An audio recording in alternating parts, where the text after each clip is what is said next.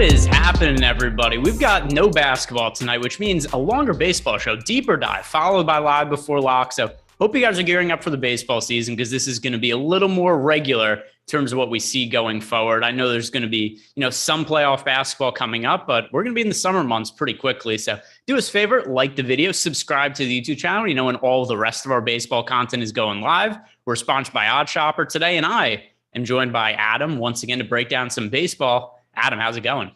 Going pretty well. Nice to have a day off from basketball. Yesterday went really poorly for me. Not quite as poorly as it did for Phoenix, but still wasn't great. So excited to talk about baseball and switch it up. On a positive note, we do have the Celtics still alive going through to the next round, which have you noticed this? I think I don't know what the number is, but 80% of DFS players that produce content have Celtics tickets this year. Everybody has Celtics tickets. Which is cool. It's kind of like we're all rooting for the same thing, but whatever. Enough of basketball. We got a 10-game baseball slate to talk about. It would have been 11 games, but the Mets game was postponed due to weather. So if you guys have not updated your lines, or for any reason you'd submitted your baseball lineup already and thought, hey, I'm done for the day, make sure you don't have any Mets players in there because that game has been rained out. But there is another New York team to talk about. That is the New York Yankees taking on the Baltimore Orioles. The Baltimore Orioles, the local team for Adam. And we've got Luis Severino on the mound for the Yankees, Kyle Bradish for the Orioles. Now, I want to start by asking you about Severino because his results have been a little bit sketchy this year, but the stuff has been really good. And something else to consider, obviously, the matchup is pretty solid against the Orioles. Camden Yards have been playing much more favorably for pitchers this year. But as a result, Luis Severino, 48% projected ownership on DraftKings, on FanDuel, 37%. I think everybody knows that Luis Severino on paper is a good play. But are you willing to get to him at this kind of ownership? Yeah, because the price is good too. And one thing that I think I mentioned it, I probably haven't mentioned it much this year because I've done like 2 shows, but I mentioned it in general. It's always, I'm more willing to go to popular pitchers than I am popular stacks, even if they are projected to be a little bit overowned for a couple of reasons. For one, pitching projections are just more reliable than hitting projections. There's less variance. There's still plenty of it, but less. But also, you're only talking about one spot in your lineup. Whereas, if you say, oh, well, this stack's super popular, I don't really care, I'm going to play him anyway. Not only is there just more variance in the hitting numbers, but you're talking about taking up 4 or 5 spots in your lineup makes it more difficult to be different elsewhere. So certainly paying attention to the fact that Severino is projected for so much ownership, but working in his favor, I think, is that he is a pitcher, and we still have him with a 15.5% chance of being a top 2 value on DraftKings at 8,800 in a good matchup with Baltimore. So even though he is projected to be overowned individually, I still think I get to a good amount. One thing to keep an eye on is the weather here. I think it's supposed to clear up by first pitch, but right now it kind of looks like I'm going to get smacked by a thunderstorm. So keep an eye on that, but I think it's supposed to be okay. Yeah, Adam is gearing up for his internet connection to drop off. Or just get bored during the show and be like, hey, Greg, go fuck you. I'm dropping off. The weather's bad. I'm going to go do something else. So, that is certainly something to keep an eye on. Shout out to Nick Kaz, who just left us a super chat. There is no question there, Nick. You meant to leave a question. You don't have to leave another super chat. Just leave a question on YouTube. I'll see it and I'll answer whatever question you have. Also, Adam, people are very excited to see you back on baseball shows now. Artie Van Heusen, Adam, with a couple of exclamation marks, DM Brian 007, Ship is back. Nick has also, holy ship. Maybe that's why he left the super chat, just because he's so excited to see you. So another reason, guys, like the video, subscribe to the YouTube channel. We'll get Adam on more baseball shows, as if basketball isn't ending. He's going to have to do baseball shows anyway, but we don't have to tell them that, Adam. We'll just say this to try to drive engagements. I cannot imagine how hard I'll be lobbying for there not to be likes if me doing baseball shows was dependent on, you're off for the summer if your shows don't get likes, or if they do, you can come back and do baseball shows.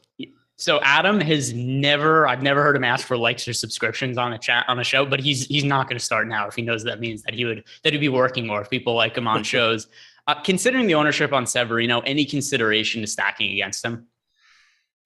Whenever a pitcher is this popular, it's fine. It's one of those situations where I think it kind of just depends on your overall approach. For me personally, I don't weight opposing pitcher ownership highly enough that I think it's likely I get to Baltimore. I think it's pretty clearly a tough spot. It's not a great offense. The top of the order is fine, but it's not a very deep lineup. You get to some bad hitters pretty quickly. The lineup today in particular is also absolute garbage. This is actually the first time I looked at it, but my God. Ramon Urias hitting cleanup, Rougned Odor hitting 5th, no Ryan Mountcastle, no somebody else that's normally in there and not bad. No Austin Hayes. So yeah, this lineup is absolute garbage. Makes me like Severino even more and makes it, I think, even more difficult to get to the Orioles. Yeah, the Orioles do have one of the lowest implied run totals on the slate. And on the other side, Kyle Bradish is going to be pitching for the Orioles. His numbers at first glance, they're really not bad. He has a 25% strikeout rate, a 3.82 expected ERA. He's also only pitched 17 innings, only made 3 starts, so we're not dealing with that much of a sample size. His minor league numbers were good this year. But once again, this isn't a guy we've seen pitch all that much, and there isn't that much minor league data on him. And the matchup against the Yankees is absolutely brutal. The Yankees offense has been a juggernaut this year and not picking up that much ownership. The Yankees currently expected for 4.7% ownership over on DraftKings as a team. And then on FanDuel, also one of the more positively leveraged stacks according to the top stacks tool. So how are you going to view the Yankees today against Kyle Bradish, who we just don't have that much info on? I actually like both sides here with the way things look right now. The Yankees for sure. I mean, that's, I think, the easy sell is you have one of the best offenses in baseball. Granted, they don't have Aaron Judge tonight, but still a very good, a very dangerous lineup going up against Bradish. And Bradish has been good in his 3 starts this year. His numbers are good. He has a 25% strikeout percentage, 3.37 xFIP, and those numbers would actually be even better. He had 1 bad inning against Minnesota in his second start. Other than that, he's been very good, coming off of a start where he faced the St. Louis team that's one of the most difficult to strike out in the league and still struck out 11 guys. So the results have been very good. But again, you're talking about somebody that has made 3 major league starts. He was very good in his 3 starts at AAA this year as well. He's one of Baltimore's better pitching prospects. Not one of their top end guys, but still expected to be a solid pitcher. But you're talking about a very, very just good Yankees offense that most importantly isn't getting much ownership here. 5% projected ownership, 6% chance of being the top stack. Not cheap, but not, super expensive either, about a 4% chance of being the top value stack. One thing that I like we incorporated into our top stacks tool is now we kind of blended the top stack percentage and the top value percentage. So the leverage metric at least gives a little bit more credit to price, and it's not just saying like, oh yeah, this team that is $6,000 across the board is on their own. So factoring that stuff in, the Yankees look like basically a neutrally leveraged team when you factor in the pricing, but still a very high upside spot against Bradish. And it's one of these teams where this is why I think Coors Field slates are fun. Yes, you can go to Coors Field, and I'm not saying you shouldn't, but it always just drives down the ownership on what would otherwise be really, really popular teams like the Yankees.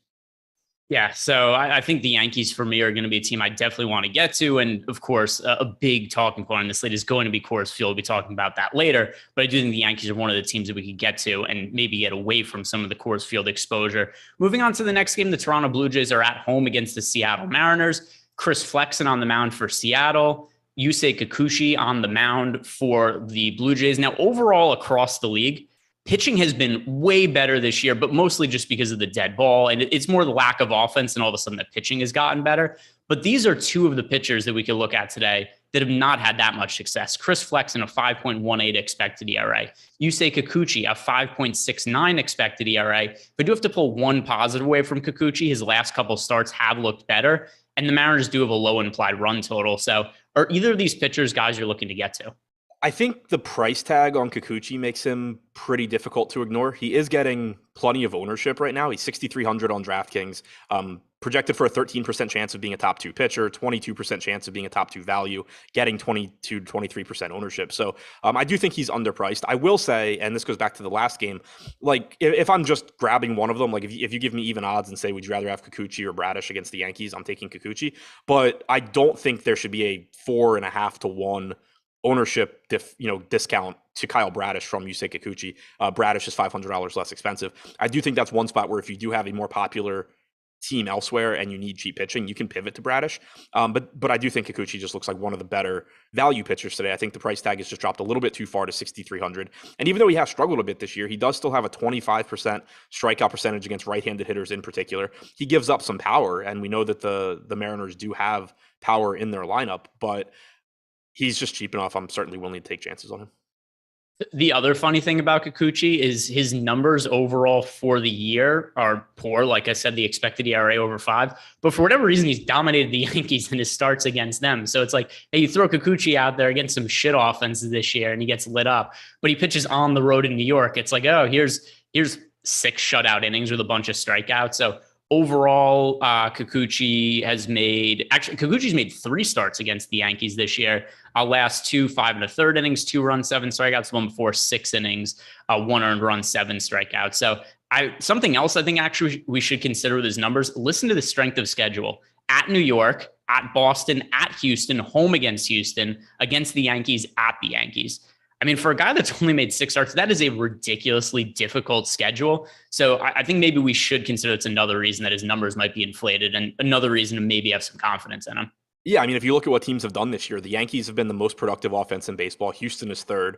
Boston's been absolute garbage, but it's not like they have a super weak lineup. They just haven't been good. But I mean, the Yankees and Houston, if you're just facing them every other start, it's pretty difficult. So I'm with you. To me, Kikuchi is just an example of, is he a risky play today? Sure. Just because, again, it's not an easy matchup. Seattle's been the fifth most productive offense in baseball this year. We know they have right-handed power in their lineup and all of that. But it just appears that Kikuchi's price tag has dropped way too quickly because of some, sketchy results early in the season that can be explained away by one, small sample size, and two, brutal matchups. And then as for the Seattle Mariners as a stack, once again, not going to be a massively popular team, projected for 3.2% ownership as a team on the whole. Like we said, Kikuchi's numbers don't look great on the surface, but I think he's probably a better pitch in those numbers just because the matchups have been so hard. Is Seattle a team that you're looking to stack against him? I don't think I end up getting to a lot of them, but I do like some spots in, individually. Julio Rodriguez, we know, even though he's been striking out a lot, he has power. He's hitting cleanup.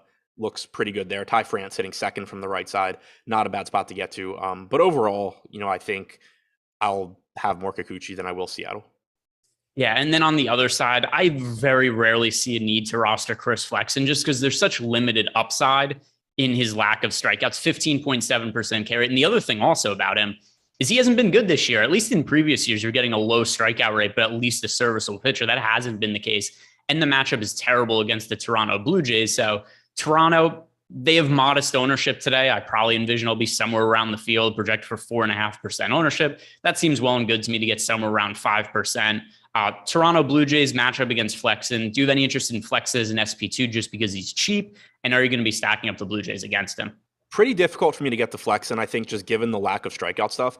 The matchup is difficult, of course, but when pitchers are this cheap, if they have good strikeout stuff, I don't mind taking chances on them if they're low owned. For example, Kyle Bradish, going for Baltimore. I hate the matchup, but he at least has good strikeout stuff, and it's easier to see how he can go out there and have a good game. For Flexen, it's just so tough when it's like, okay, one, he's facing a bunch of really good hitters, and then two, he sucks at getting strikeouts and DFS points anyway. So a good game for Flexen, he can still pay off that salary just based on getting, 6 innings and giving up 1 run or whatever. But it's just harder. You have even less margin for error with somebody like Flexen.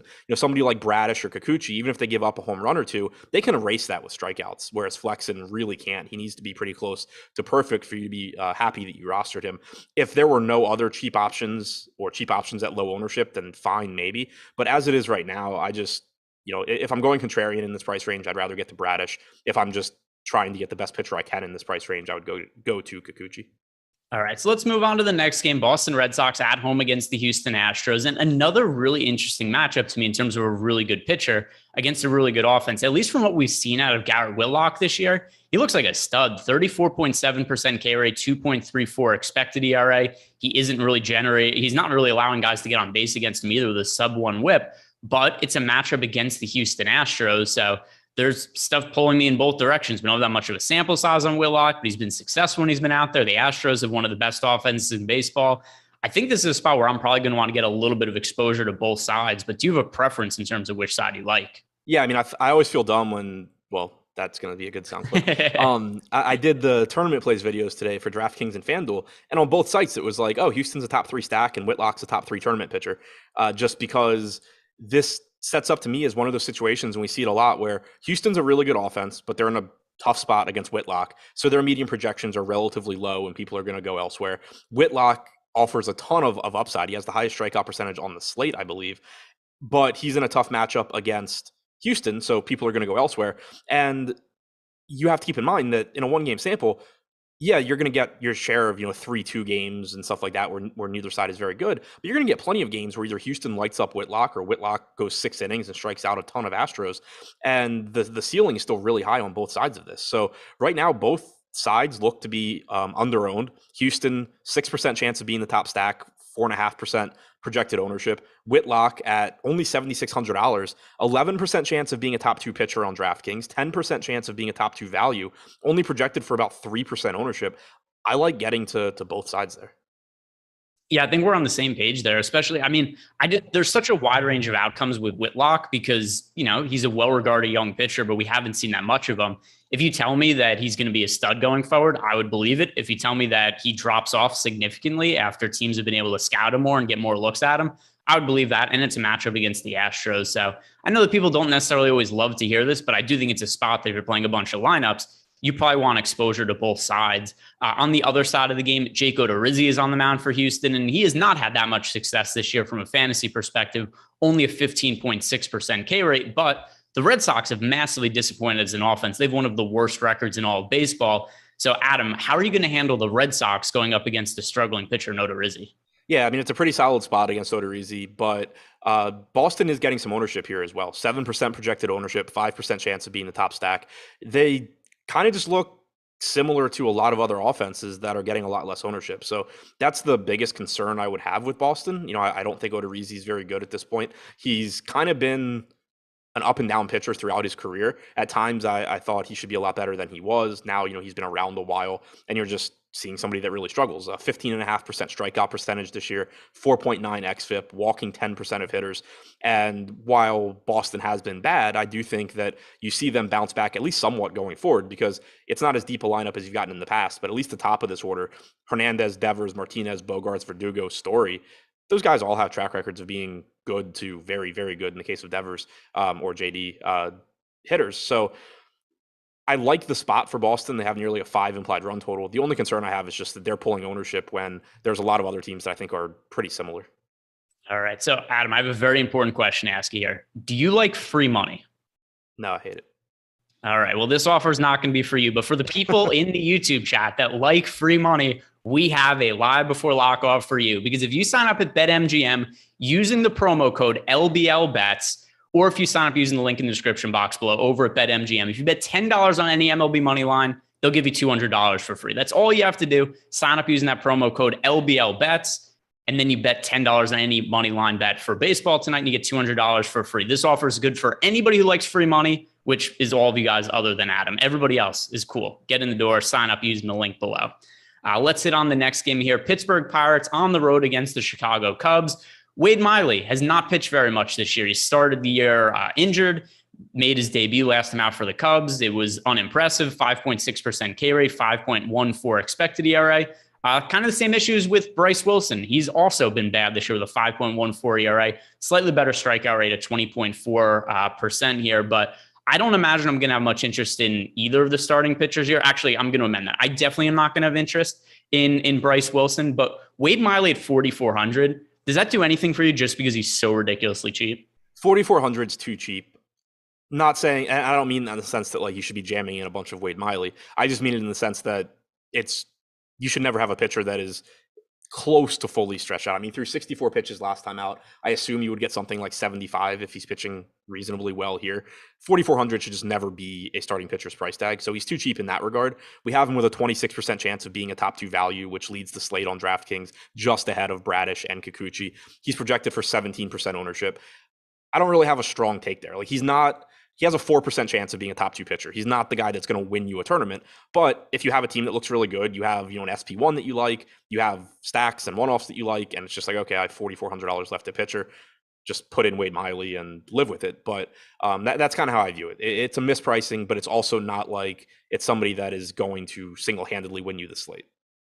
And so Bryce Wilson, I think we could both agree and kind of pass over. No interest in Bryce Wilson. Oh, yeah, no interest in Bryce Wilson. Okay, so on the Wade Miley point, it looks like he's going to be fairly popular, and he's 4,400 on DraftKings. This is going to be a DK-related discussion because for FanDuel single pitcher site, there's no real need to consider Wade Miley, in my opinion. But on DK, where he's so cheap, if somebody plays him, that's a fine value. These starting pitcher should almost never be 4,400. But assuming he gets to be pretty popular, I don't mind the Pirates as a contrarian stack because they're so cheap, you could basically roster whatever pitchers you want with them. And then you're getting leverage against a pretty shitty pitcher in Wade Miley. So, I mean, the Pirates suck also. This is a stoppable force against a movable object, just two terrible sides here. but I'm going to kind of want to side with the ownership and go with some of the leverage available with the Pirates. Do you see that as a viable path in tournaments? Yeah, I don't have any issue with it. The Pirates are pretty cheap, like you said. You're getting a bad pitcher, or at least at best an average pitcher, and probably not even that. That's pulling 16% ownership. So getting to Pittsburgh and on their own merits, they're projected to be under-owned as well. 3.5% chance of being the top stack, about 1.5% aggregate ownership. I don't have any issue getting to the Pirates. I wouldn't expect that they're remotely close to my highest owned team. Haven't crunched, maybe they will be, but I'd be pretty surprised. But it's not a spot like that I would, if I do end up getting a good amount of Pittsburgh, I'll be like, okay, well, I guess I'm riding with one of the worst offenses in baseball, but at least there are good reasons for it. But I think I probably just end up mostly getting to some better offenses. Yeah. Always fun. You get one of the worst pitchers in baseball, one of the worst offenses in baseball, and one side just happens to be popular. So it's the way things go sometimes. This slate's kind of like that, where it's the pitchers I like are in tough matchups. The offenses I like are in tough matchups. The pitchers that suck are facing bad offenses and vice versa. Well, one of the offenses that suck, but is also facing a bad pitcher, the Chicago Cubs, who at least we have to pull a positive out of here. Seiya Suzuki, he's back in the lineup. He missed some time due to an ankle injury, but he is healthy now again. The Cubs against Bryce Wilson. You and I mentioned that neither of us like Bryce Wilson. Does that mean you like the Cubs at all? Yeah, a little bit. I'd actually mentioned them on FanDuel in my tournament plays videos earlier. Looks like their ownership has come up a bit since I did that video, but still projected to be a pretty neutral stack over there because they are really cheap, about an 8% chance of being the top value. On DraftKings, obviously still a very good matchup going up against Wilson. They are middle of the pack in terms of top stack percentage. They're a little bit overowned in terms of ownership versus top stack, but they have the second highest chance of being the top value on the slate. So same kind of thing where it all kind of grades out to being a neutrally leveraged spot against a not very good pitcher in Wilson, not a very good offense, but does offer some value. Your lineups will project well with them. You can fit in some good one-offs and pitching around them. And you do have Suzuki in the lineup, which is a plus as well. Yeah. So, I mean, in terms of the Cubs also, like I keep expecting this offense to suck, but it kind of doesn't. Not that it's a great offense, but they're better than I expected. I thought this was going to be one of the worst teams in baseball this year. And they're just kind of okay. I think Bryce Wilson is much worse as a pitcher than the Cubs are as an offense. So not going to be a high priority for me, but it will be a team that I get to. Moving on to the next game on the slate, and this is a game with two pretty solid pitchers. Milwaukee Brewers at home against the Atlanta Braves. We have Freddie Peralta against Ian Anderson. Now, the start of the year for Peralta was miserable. He was getting lit up by teams like the Cubs. I had a bad start against the Pirates, if I remember correctly. But he's kind of righted the ship now in the strikeout rate. Is there 30.6% K rate, 3.43 expected ERA, but once again, the matchup for him, very difficult against the Braves. You said before that a lot of the pitchers you like today are in difficult matchups. Is Freddie Peralta one of those guys? Yeah, the strikeout stuff is great. The walks have been under control, which is unusual for him. That's typically his biggest issue. Only an 8.9% walk percentage this year, though. 30.6% strikeout percentage. Highest strikeout percentage on the slate with the exception of Garrett Whitlock. He's 5.5 points ahead of third place Luis Severino. And the Braves do have strikeouts in their lineup as well. You also have Acuna injured once again, so he's not in the lineup. That certainly makes it a little bit less daunting. You have Olsen, Riley, who strikes out, Ozuna, d'Arnaud, Albies. That part of the order certainly can give you trouble, but it's not quite the scariest lineup. Like you have Travis Demeritte leading off, the Duvall, Swanson, Arcia part of the order at the bottom certainly can do some damage, but they're not guys that you're really scared about. So I do like that Acuna is not in the lineup for Peralta. It's a scary spot. Like there's still plenty of power for Atlanta, and Peralta is projected for 41% ownership at the most expensive price tag on the slate, but he also has the best chance of being a top 2 scoring pitcher. Yeah, I think if you're looking for safety at pitcher, this is actually pretty easy to me. If you're playing cash games today on DraftKings, you're going with Severino and Peralta as your pitchers. Like they're both going to be so popular. The prices are in check for both of them. I think that's pretty reasonable. But if somebody was playing on FanDuel, Adam, and they had to choose between Severino and Peralta, which would you go with? And I'll lead by saying Severino for me just because he's so much cheaper. But these are the two chalk pitchers on the slate. So I assume this is going to be a thinking point for a lot of people is which one they want to go with. If somebody can only pick one to roster in a FanDuel cash game, would you rather go with Peralta or Severino? I think it's Severino just because you can probably do quite a bit with the $1,600 in savings.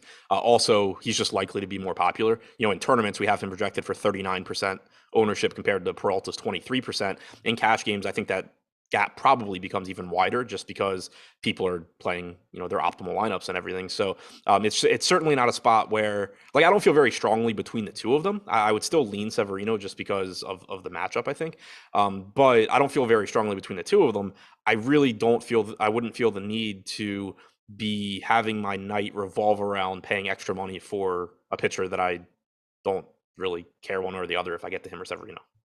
So let's talk about the other side now, because Ian Anderson has produced pretty underwhelming results this year for the Atlanta Braves. His strikeout rate has dipped to 17.1%, and his walk rate is up from 9.9% last year to 12.4% this year. The other day, I thought you made some very, very strong points about why Jordan Montgomery had seen a decreased strikeout rate and how you didn't think it was going to be sustainable. But what are you expecting from Ian Anderson right now? Because this has just not been the guy we've seen in the past. Yeah, just pretty wild drop off for him. Last season, a 23% strikeout percentage. This year, 17.1%. His walk percentage is up 2.5 points from last year. It's up 2 points from his career average. Strikeout percentage down 6 points off of his career average. Looking at velocity, he's down about a mile an hour on his fastball. That's not something that I'm going to be overly concerned about. As far as plate discipline numbers go, called strike plus swinging strike percentage is about 2 points down from his career average. Swinging strike percentage itself is up about a point. Chase percentage is up about a point. I don't know. So maybe just unfavorable umpiring on the called strikes, because that's where he's really losing out as far as plate discipline goes. It's concerning that he's not striking guys out because, again, you are talking about 6 starts at this point, and strikeout percentage does stabilize relatively quickly. But you do have a track record of this guy getting strikeouts at the major league level. He's a top pitching prospect. He's good. So I still think that you see that strikeout percentage move towards his career averages as you go forward. On the chance it doesn't, and just he continues to be this guy, do you think that's worth taking shots on the Milwaukee Brewers as a stack? Because they're only projected for 0.8% ownership on DraftKings. So we're talking about one of the least popular teams on the entire slate. And then when you go and look over at the FanDuel data, they're projected for 0.9% ownership. So both FanDuel and DK, we're getting sub 1% ownership on the Brewers against a pitcher who's historically been good, but hasn't been good this year. Does that interest you at all from a tournament perspective? Yeah, I think anytime, the Brewers have the highest ISO in baseball this year. Anytime you get an offense that has that kind of power, we talk about it a lot, that even in relatively difficult pitching matchups, you're going to be willing to look to them just because the reward is so high when you get hitters that, have been that good. Now you get the question marks of what Ian Anderson has been so far this season. I don't mind getting into Milwaukee. The biggest issue, again, it's a 10-game slate. There's a lot of offenses that I think are in a little bit better spots that I'll get to first. But anytime, like it doesn't even have to be Anderson. Anytime a team like Milwaukee is getting 1% ownership, I'm interested in tournaments. Yeah, I bring up all the time about teams like the Yankees, the Astros, the Dodgers. I really like to get to it at low ownership. Maybe the Brewers should be in that mix now, just because, like you said, there's so much power upside. They do play in a hitter-friendly ballpark, and it just doesn't seem like a team that's been getting that much run. Yesterday, for instance, they were one of the better GPP teams to target on yesterday's slate. Also, a low ownership against Eliezer Hernandez in the Marlins. So definitely a team that I've had some success with lately, and I think this could. Oh, sorry. Yeah. Oh no, go ahead. I'll say Terry made the point in chat that they are super expensive on DraftKings. They have a 0.4% chance of being the top value stack on DraftKings. I don't think that makes a huge difference on this slate because you do have cheap pitching that you can get to, at least from an upside standpoint. From an upside standpoint, Kikuchi, Bradish, from a just punt and live with the results. You have Miley. So there is, and you have Whitlock at 7,600. I don't think it's going to be difficult to pay up for bats if you want to, but to his point, it does make it so you're probably not getting them with Peralta. You're probably maybe you can get them with Severino and then one punt pitcher, but you are going to be sacrificing some stuff elsewhere if you go to Milwaukee. All right, let's move on to the next game here. And another pitch. We've got all these pitchers that, and this happens a lot in the first month plus of the season, where you get pitchers who their makeup just looks so much different than in previous years, which, could be a variety of reasons. Some guys just come in and they've got different pitch mixes, or some guys like Noah Syndergaard in this next game are coming off injuries. And that's kind of something that's going to lead to a talking point here, because Syndergaard is pitching against the Texas Rangers. The Rangers have a fairly low 3.7 implied run total. Syndergaard's numbers this year, he does have a 2.45 ERA and a 3.62 expected ERA, 3.3 FIP. That all looks good. But his strikeout rate is so much lower than it was in the past. He's always had really good stuff, but we've now seen him coming off Tommy John surgery. Injuries have mounted for Syndergaard. I don't even know exactly how many he's had at this point, but it's a lot. So it's a little concerning we see him with just a 17.5% K rate. at least the velocity at 94.6 doesn't look bad, but it is different from the guy who used to throw 98, 99 miles per hour. So Syndergaard, I have a feeling he's probably a better real life pitcher than fantasy pitcher at this point in his career because the ground ball rate's still there. I expect him to limit the runs, but I just don't know if the strikeout rate is ever going to be what it was in previous years. How are you viewing him as a tournament option? So I'm really glad that the ownership projection on Syndergaard, at least on DraftKings, has increased quite a bit since I did my videos earlier, because I had him as the top tournament pitcher on both DraftKings and FanDuel. And I said in the video that I really have no confidence in this version of Noah Syndergaard. He's a pitcher that I frequently was lower on even when he had good stuff. I never really liked Syndergaard from a fantasy standpoint. Now he has the 17.5% strikeout percentage. His fastball velocity is down 3 miles an hour from his career average. He's dealt with a bunch of injuries, like you said. The guy still cannot hold runners. He's allowed 10 stolen bases already this year. And, obviously you don't directly lose fantasy points for that. But if every time somebody hits a ground ball that gets through into center field, it ends up being a double or a triple because he can't hold the guy, you're talking about more earned runs just as a result. So all of that stuff working against him, it's really hard for me to be confident, but he's also inexpensive, or relatively inexpensive, at 8,500. He is facing a Texas team that has struggled this year, only an 88 WRC plus, but I'm just glad really that the ownership came up, because it means that I'll just get to less Syndergaard than I otherwise would have. I still think he's fine, but I don't really like this version of him as a DFS pitcher. Yeah, and I'm on the same page with you there, but at the same time, it's hard for me to really reasonably want to stack against him because he's still going to have real life success, even if it doesn't mean that he's, a guy who has a massive fantasy upside. But the ground ball rate being right around 50% and a 6.3% home run to fly ball rate, I don't view there to be that much upside stacking against him. Do you? I always think there's upside stacking against Syndergaard because anybody that gets on base is going to try and run if they have any semblance of speed.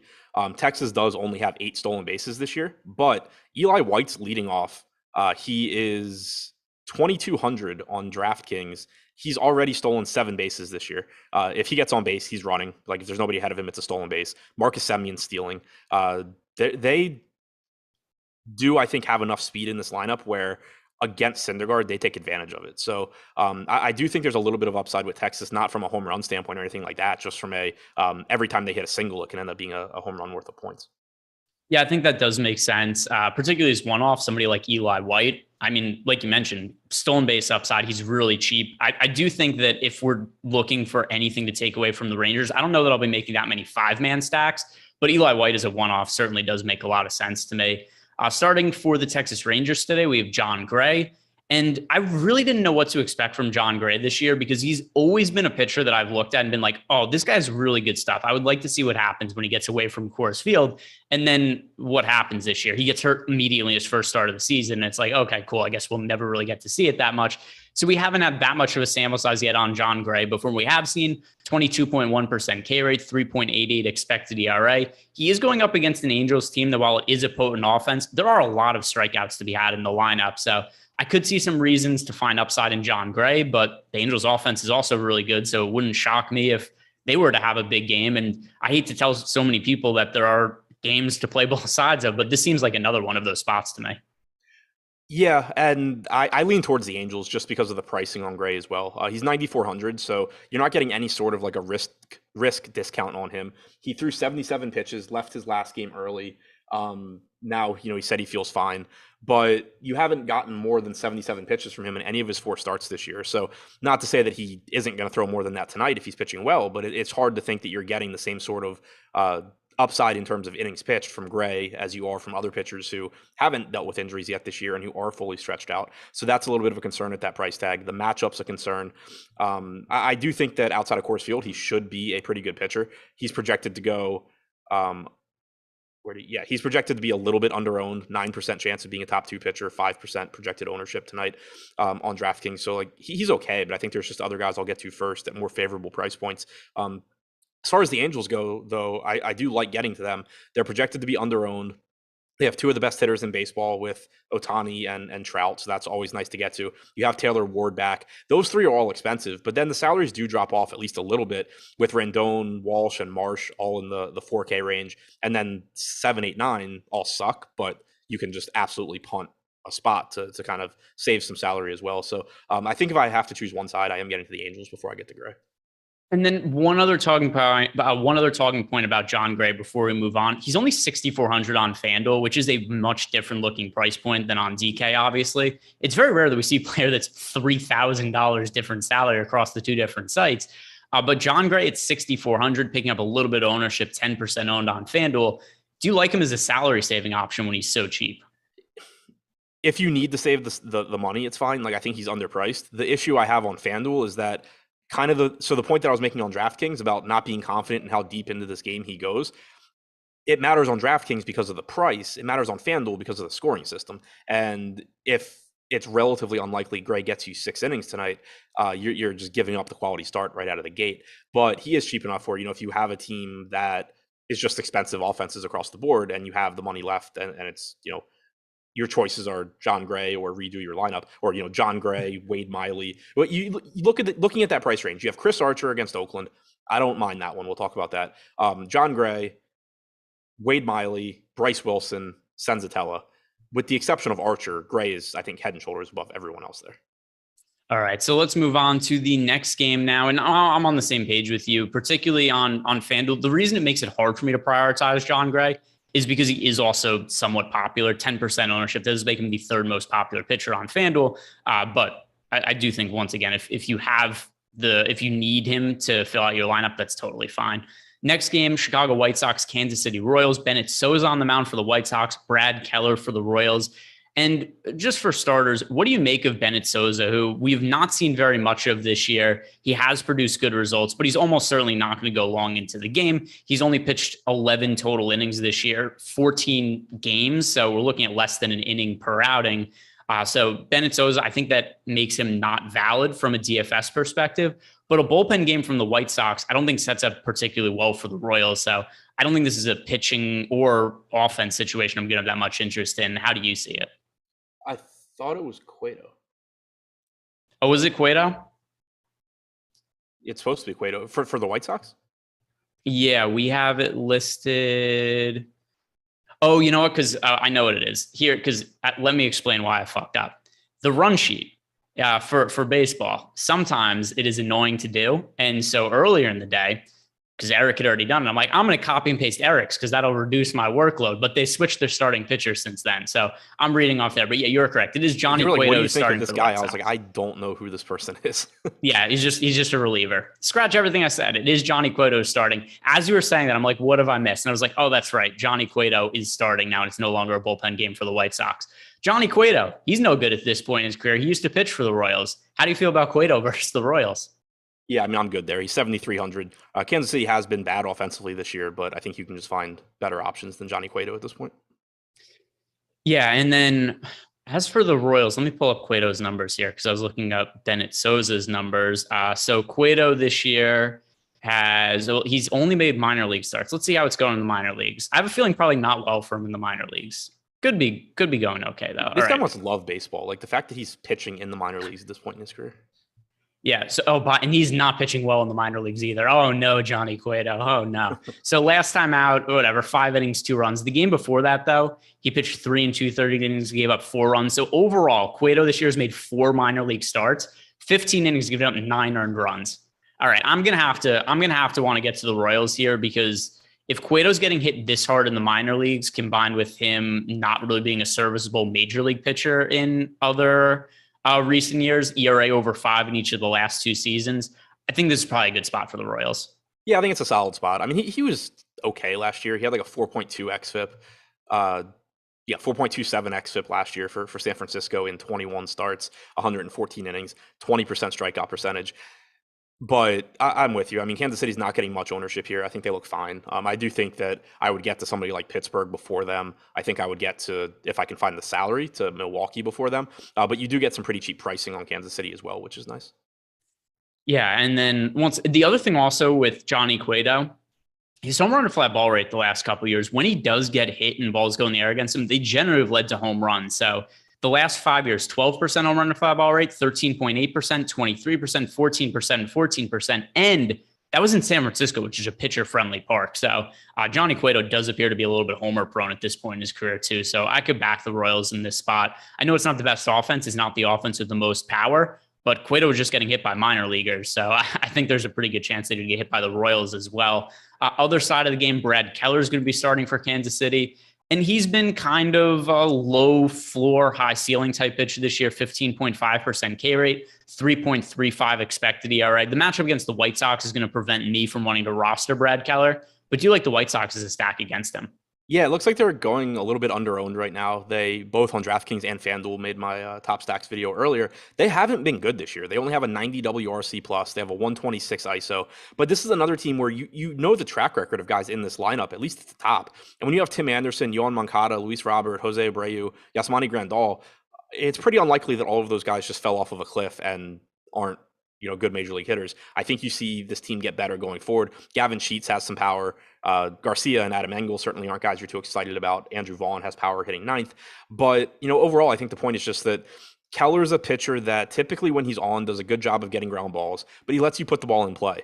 And with the amount of power and speed that is at the top of this Chicago lineup, I'll take my chances on, them being able to do damage, putting the ball in play, especially because they're just not getting much ownership right now. We have them with the 5th highest top stack odds on DraftKings. Granted, it's, very close between them and a bunch of other teams. They're just, in the mix with a bunch of other teams, but only 4% projected ownership, 5% chance of being the top value stack. So that stands out as well, just because you have pretty favorable pricing here. Yohan Moncada is sub 4K, Tim Anderson, Luis Robert, both mid 4Ks, Grandal's sub 4K at catcher. So I think it's a pretty easy team to get to. I think it's a decent spot, and I do think that there's upside. If you guys want access to basically all of the tools we have for every single DFS sport out there, you could sign up for an Awesemo Plus package for as low as $18.95 per week. Get access to stuff like the top stacks tool, the top pitchers tool, which is a big part of my process in building MLB lineups. And I honestly wouldn't be able to do without that, especially ownership projections. So much more important in baseball than any other sport. So check that out. Awesemo Plus membership package, baseball, and also pretty much every other sport out there. Stop guessing, start winning. Join Awesemo Plus today. A few games left here for us to talk about. And the next one is going to be a biggie. Colorado Rockies, San Francisco Giants. So it's a Coors Field game. The total, 12 runs. So by far the game that's expected to have the most runs featured. We've got Alex Wood on the mound for San Francisco and Antonio Senzatella, who has been a train wreck this year. 6.2 strikeout rate, 7.08 expected ERA, 1.95 WHIP. There are no positives to take away from what we've seen out of Senzatella this year. I think everybody knows this is a good spot. The question becomes, how are we going to balance this with all the ownership going there, Adam? It's really difficult. I on the one hand, I love when this happens, and on the other hand, I hate it because San Francisco is clearly a very, very, very good play here. Not only are they in the best spot going up against Senzatella, they far and away have the best top value percentage on DraftKings, 21% chance of being the best value stack. The pricing on this team is just insane. The most expensive hitter on DraftKings is Brandon Belt at $4,500. Crawford's at $4,300. Jock Peterson's at $42. Nobody else is above $3,700 facing Antonio Senzatella in Coors Field. So very clearly the best stack, but the lowest projected ownership is Luis Gonzalez at 17%, Brandon Belt's at 40%, Lamont Wade, Brandon Crawford, both at 32%. This is a spot where, if I can find some way to get to the Giants and still somehow be contrarian, then fine. Like, obviously I'll do it, but it's really difficult to grab 5 of those guys and then still have it grayed out as a lineup that looks really good, factoring in the ownership. So more often than not, I'm going to end up just saying, okay, cool, hopefully the Giants somehow score 3 runs, hit a bunch of line drives right at people, and 40% of the field is dead. It's just the perfect example of having to think in terms of payoffs and not chances of being right. Because, and again, I want to clarify this, like, I haven't made lineups yet, so I'm not saying like I'm definitely not playing San Francisco. I'm just saying, like, normally the way my lineups work out in a situation like this is that I end up putting myself in a situation where if San Francisco does what they're probably going to do, what they're going to do a high percentage of the time, I'm not going to win. But when they fail, I'm going to try and put myself in a position to win a lot of money, as opposed to saying, oh, well, I'm going to get to feel good and be right a bunch because the Giants hit well in Coors Field. But the problem is that, even if I have the highest scoring stack on the slate, I might not min cash because 30% of the field played them also. Let's walk this through because, like you said, everybody in the Giants lineup is popular. This isn't a situation where we'd be like, oh, cool, let's mix the 8 or 9 hitter into the stack because this guy's only 2 or 3% owned. No. Like you said, the lowest owned hitter we could find there is Gonzalez at 17.6%. But if we do want to try to get creative and differentiate with a giant stack, it's going to have to come through pitching. So which are the pitchers that you would look at and be like, okay, these are some of the guys we could group together with giant stacks that actually would make it a viable, not million times duped lineup? I'm on the wrong site right now. Kyle Bradish, Garrett Whitlock. This is the kind of team where maybe you take a shot at John Gray at 5% ownership, even though I think he's a little bit too expensive. Alex Wood, 0.5% ownership here. Guys that those are all guys that I think still have upside at pitcher, but that aren't getting much ownership. And they're not getting much ownership because there are better plays, but you have to sacrifice somewhere. You can't just go in and say, yeah, well, I'm going to play Freddie Peralta, Luis Severino, and 5 Giants because cool, like have fun trying to win money doing that. Yeah. If you're playing cash games, that's the lineup for you. If you're playing tournaments, here's what could happen if you're playing tournaments. You could have Severino could pitch a really good game.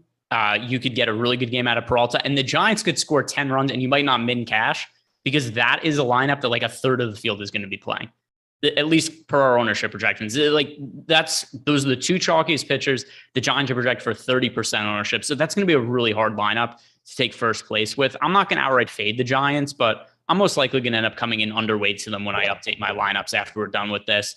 And then on the other side yeah, go ahead. One thing that does, I think, frequently happen with me more so than me getting the 5-man Giant stacks is, like you mentioned, if you are 5-man stacking the Giants, you need to make it up at pitcher and probably with your other hitters. What also will happen to me is maybe I end up getting around the field on the Giants bats individually, Brandon Belt and all of that, because they are clearly the best plays, they're the best values, but it's with, low-owned stacks. If I'm stacking, let's say I'm stacking Milwaukee, I can play whoever the hell I want in terms of ownership elsewhere. If I'm stacking, Houston, there's not a huge issue with having like a Brandon Belt one-off or something like that.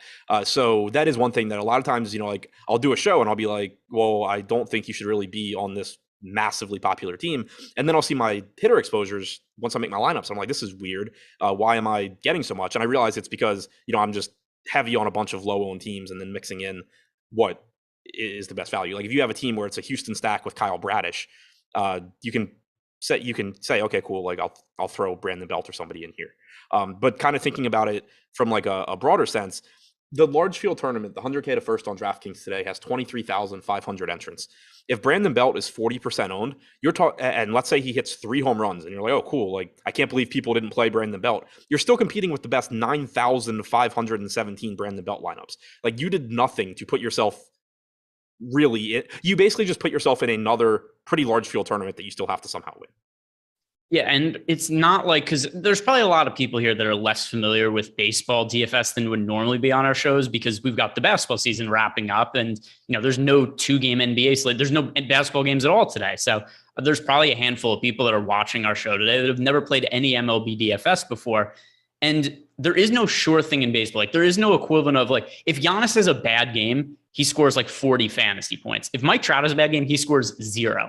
Brandon Belt's only going to have, 5 plate appearances today. It's not that unreasonable to think he goes 1 for 5 in those plate appearances and fails. There's just so much less of a floor in MLB DFS compared to something like NBA that just introduces a lot of variance. So just backing up what you said, but kind of phrasing it a different way also. And then something that is kind of interesting to me is we've got all this ownership going to San Francisco. As a result, the Rockies, who are also playing at Coors Field, don't have that much ownership at all. They are actually positively leveraged over on FanDuel, albeit slightly, but 8% projected ownership on FanDuel, 9% on DraftKings. Early in the day, I thought we were going to be seeing also a fairly popular Rockies team, but everybody's gravitating towards the Giants and not really getting to the Rockies as much. I actually like getting to the Rockies a little bit more than the Giants for that reason. Is this a stack that you like? Yeah, it's certainly a more difficult matchup going up against Alex Wood than it is against Senzatella. The pricing on the Rockies is better. I mean, worse, better, depending how you want to look at it, more correct than it is for the Giants, but they are still pretty cheap. The only hitter on this team above 5K is CJ Cron at 5,600, and he should be. Brendan Rodgers leads the way with 16% projected ownership. Only 3 guys, Rodgers, Daza, who's hitting second at 2,700, and Cron are above 10%. To me, this is just the perfect example of needing to be able to separate, especially in DFS in general, but especially in a sport like baseball, where there is just so much volatility, be willing to separate from what you think is going to happen and what pays you best when it does happen. Certainly the Giants are in a better spot. They're quote unquote better plays. If you're playing cash, you should be getting to them first. But you're still getting a team in the same park. Yes, it's a more difficult matchup, but you're still benefiting from the same park, much lower ownership, still like a 5.5 to 6 implied run total on Colorado. At current ownership, I want to get there. And also, even though they're more expensive than the Giants, keep in mind, there's pitchers that are underpriced today. It's not like this is a slate where you have like, an 11K healthy Jacob deGrom and you have to find a way to get to him or something. Like, the difference in pricing from the Giants to the Rockies isn't really a big deal when you're just saying, okay, well, I'll play Severino instead of Peralta, or I'll play Kikuchi instead of Syndergaard or something like that. Who really cares? So I do like at current ownership getting to the Rockies. All right, we have a super chat here. It's from our guy, Jeff Williams. He wants to know Syndergaard or Loki for a DK high dollar single entry. By the way, that is our next game to talk about. So we have the Oakland A's at home against the Minnesota Twins. The pitching matchup is Loki against Chris Archer. Adam, how do you like Zach Logie on this slate? And then to Jeff's question, would you rather roster Syndergaard or Logie? I like Logue a little bit better than Syndergaard. I think the strikeout numbers have been better this year. I don't love the matchup against Minnesota. I think Syndergaard certainly has the better matchup, but I typically just side with strikeout numbers. I would also look at, pay attention to ownership. We don't have high stakes ownership on the site, but right now, just for large field, we have Logue at 17%. We have Syndergaard at 17%. So no, assuming there's not a massive change there, like maybe you get a little bit more going to one or the other in high stakes. But I would lean towards Logue, but it's not a strong preference for me. I have concerns about either one. In Syndergaard's case, it's Syndergaard related. In Logue's case, it's Minnesota related. Yeah, I think we're on the same page there. I envision these guys both being players. I end up being a little bit underweight too, especially because, like you said earlier, the ownership on Syndergaard has come up throughout the day. He's now somebody who's picking up ownership in the teens, whereas earlier in the day, he wasn't expected to be all that popular. So I don't think of either of them as really being priorities, but I'm not necessarily looking to stack against him either with the Minnesota Twins when I'm talking about Zach Logie. Is the Twins an offense you're interested in? One thing that stands out, or one thing that does concern me a little bit about Logue as well, he's having more success at the major league level than he had at AAA earlier this year. Now, he was good at AAA last year for Toronto. 18 games, 17 starts, 88 innings pitched, struck out 25% of hitters, 5% walk percentage. At AAA this year, he only struck out 17% with a 10% walk percentage. But then in the majors, he's back to a 22% strikeout percentage, 5.5% walk percentage. I think that chances are he does hold closer to where he is right now than those AAA numbers. But that is at least like a minor concern, especially when you're going up against a Minnesota team that has plenty of power. But I'm with you. I think it's mostly going to be one-offs for me. The Buxton, Polanco, Sanchez, Urshela, and then a minimum priced Garlic hitting third is not the worst stack. But when I look at Minnesota's lineup, it's mostly just like, yeah, I really want to get the Buxton. Sanchez gives you some power at catcher, but full stacking them in Oakland isn't the most appealing thing to me. So now I've been interested to ask you about Chris Archer for the last few games because you kind of mentioned in passing that Chris Archer would be a contrarian pitching option you get behind. Now, I assume the reason is going to be because the Oakland A's suck. I don't think Chris Archer is anywhere near the pitcher he was in the past, but he still does generate a 22% strikeout rate, and the Oakland A's have one of the worst offense in baseball. This is also a very pitcher-friendly park. Are these the reasons you like Chris Archer? Is there something else you say in him? No, that's it. Oakland sucks. Archer's still doing a decent job of getting strikeouts. Not like he used to, but 22% is still fine, especially on this slate. This is a slate that has relatively weak pitching, with the exception of the guys at the top. The third highest strikeout percentage on the slate this year is Severino at 25%. So, Archer being at 22% isn't like a huge drop off there. He has walked 12% of hitters. Walks have always been an issue for him. He's allowed 2.4 home runs per 9. Home runs have been an issue for him, especially in recent years. 4.57 xFIP, and he is getting some ownership. He's projected to be a little bit over-owned here.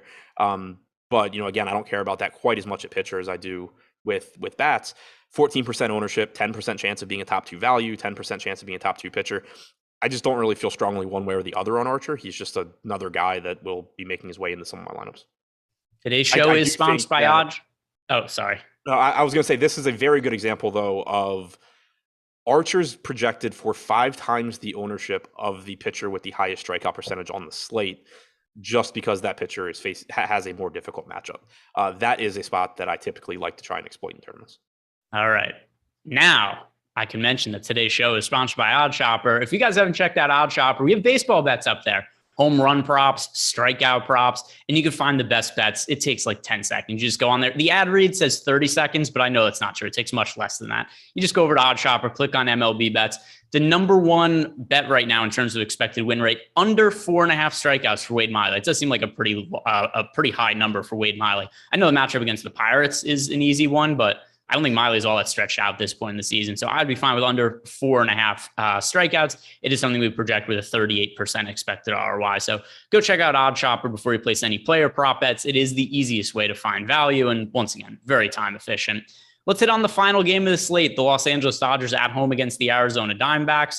Madison Bumgarner's kind of looked okay this year. 16.1% K rate, that's low, but a 3.82 expected ERA. So he's not getting hit quite as hard as he has in the past. But it's the Dodgers offense. Whenever the Dodgers are on a slate against a pitcher who's even mediocre, I think it warrants some consideration. So how are you going to be handling the Dodgers going up against Bumgarner? As long as they're not pulling much ownership, which right now they are pulling some at 8%, that's typically the way I view the Dodgers. They're one of my favorite offenses to get to. I don't have any issues with them tonight against Bumgarner either. 5.2 implied run total. You have plenty of right-handed power in this lineup and lefties that hit left-handed pitching well. But they're just another team that is very comparable to a lot of other offenses. When you look at the top stack tool, the chances of being the top stack, between 6.1% on DraftKings and 4.8%, you have 8 different teams, and the Dodgers are one of them. You have ownership coming to the Dodgers, you have ownership coming to the Red Sox, and then everybody else is just, getting 75% of that ownership or less. So if that holds, I probably just get to a little bit more of those other similar teams at lower ownership, even though I do really like the Dodgers. I would love for the projected ownership on the Dodgers to come down. I get to play more Dodgers. I'd be very happy with that. The way things look right now, I assume I just give up some Dodgers in exchange for, Angels, Blue Jays, White Sox, Astros, whoever. Fair to assume that you do not like Madison Bumgarner in this spot? Very fair. All right. And then on the other side of the mound, it is going to be Tony Gonsolin pitching for the Dodgers. I like Gonsolin a lot as a pitcher. Here's the problem with him from a fantasy perspective. He does not work deep into games. So Gonsolin, off the top of my head, I believe he's only gone past 5 innings once this entire season. Let me pull up his game log to make sure that's the case. Yeah, so Gonsolin is 1 starter, went 6 innings. He's gone 5 or less in every other start this year. He's also topped out at just mid to low 80s pitches. So not a lot of innings, not a lot of pitches. Ultimately, here's what I think happens. Gonsolin is good enough to where I certainly don't want to stack against him, but he's probably not going to work deep enough into the game to where I don't want to roster him. Do you think there's maybe a little bit more leash for Gonsolin than I'm alluding to? No, not really. I kind of have trouble trying to figure out how I want to approach this one because we have him going under-owned. We have him at 3% ownership, 10% chance of being a top 2 pitcher, only 2% chance of being a top 2 value because he's $10,200. On the one hand, he can go, 5 innings and still beat Freddie Peralta or Severino if they just don't have good starts. And that still puts you in a pretty good situation, especially when you consider how cheap some of the bats are that we like. Or, for example, if you're going to the Giants, maybe you just play Gonsolin and again, hope that Peralta isn't very good and you can differentiate that way. So like if Gonsolin scores 20 fantasy points, which he certainly can, there's a pretty good chance he ends up being one of the better scoring pitchers on this slate. The issue is that you are, I think, sacrificing true top end ceiling potential. Like if he goes out there and just mows guys down for 5 innings, Dave Roberts probably isn't going to be like, oh yeah, we're going to let Gonsolin go 8 today. Like it's not going to happen. So that's the concern is I think typically I don't like kind of chopping off the top end of a guy's range of outcomes. And I think that you are with Gonsolin, but to some extent that's being made up for by the fact that he's not projected for virtually any ownership. And that is going to do it for us. We're going to pass it over to the Live Before Lockouts, but do us a favor, like the video, subscribe to the YouTube channel, and don't go anywhere because that show is coming up next. Good luck tonight, everybody.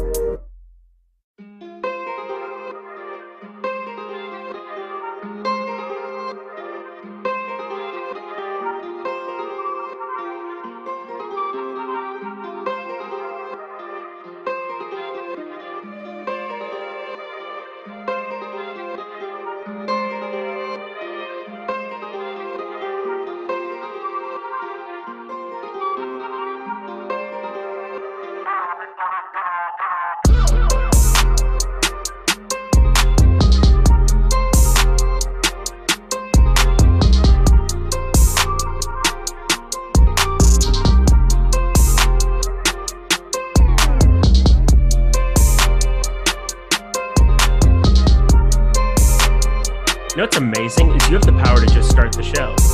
So do that.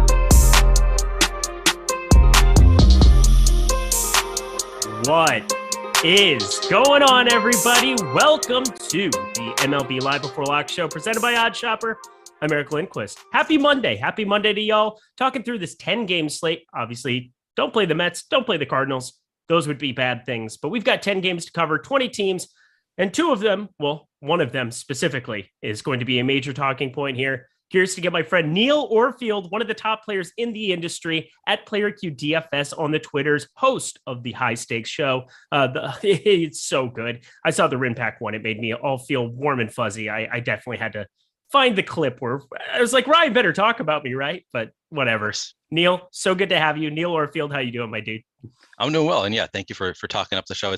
I've been really enjoying doing the High Stakes show. So if anybody has not checked it out, I recommend it. I'm talking to some of the best players in the game and learning a lot myself, and hopefully people watching are learning a lot. And yeah, you're right. There is one team that we really want to talk about more than any other. Of course, our Minnesota Twins. Butthole Jenkins was just requesting that we talk about them, and of course, we want to talk about the Twins. So I'm ready. I'm down with the sickness. Let's go. I'm ready. Minnesota Twins season. Zach Lowe, get off my lawn, or I don't know, your stadium that has 400 fans in it. But anyway, we have more than 400 fans here. Higher attendance at the Awesemo in the Awesemo MLB Live Before Lock show than will be in Oakland for that game, unless we have some Twins fans making the drive. Ooh, shots fired. Yes, Jordan Klein behind the virtual glass. Round 2 for him. Let's make it better than round 1. I mean, Greg, that's all right. Adam, poor Jordan over there. So we got to get those likes up. Smash it for me. Can't wait to see you out here in LA soon, Adam. It'll be fun times. But anyway, let's get ourselves into it. Oh, Jay Kari stopping by. Really enjoying High Stakes. Great job, Neil. I would agree. Please, everybody, check that out. Again, my fellow Minnesota brethren, good times are had by all. And that's kind of my... Right. All right. That's the only time I'm going to say good times this entire show. Let's get to it, shall we? We'll see. Smash the like buttons. What was that? I'm going to try and get you to say it again. No, I'm not. No, you're not. No, trigger. All right, let's get to it, y'all. We go position by position on this show. This is the Live Before Lock iteration with a show previous to it. That means that we can talk pitchers from an overall vantage point. And I think you got to start with Freddie Peralta.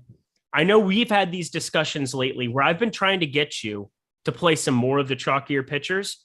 I don't know if Freddie Peralta is that guy that I'm going to like put my flag down and say, this is the guy you need to jam the way that I have with Corbin Burns, or thank God we didn't have Carlos Rodon on the main slate last night. That would have ended poorly for me.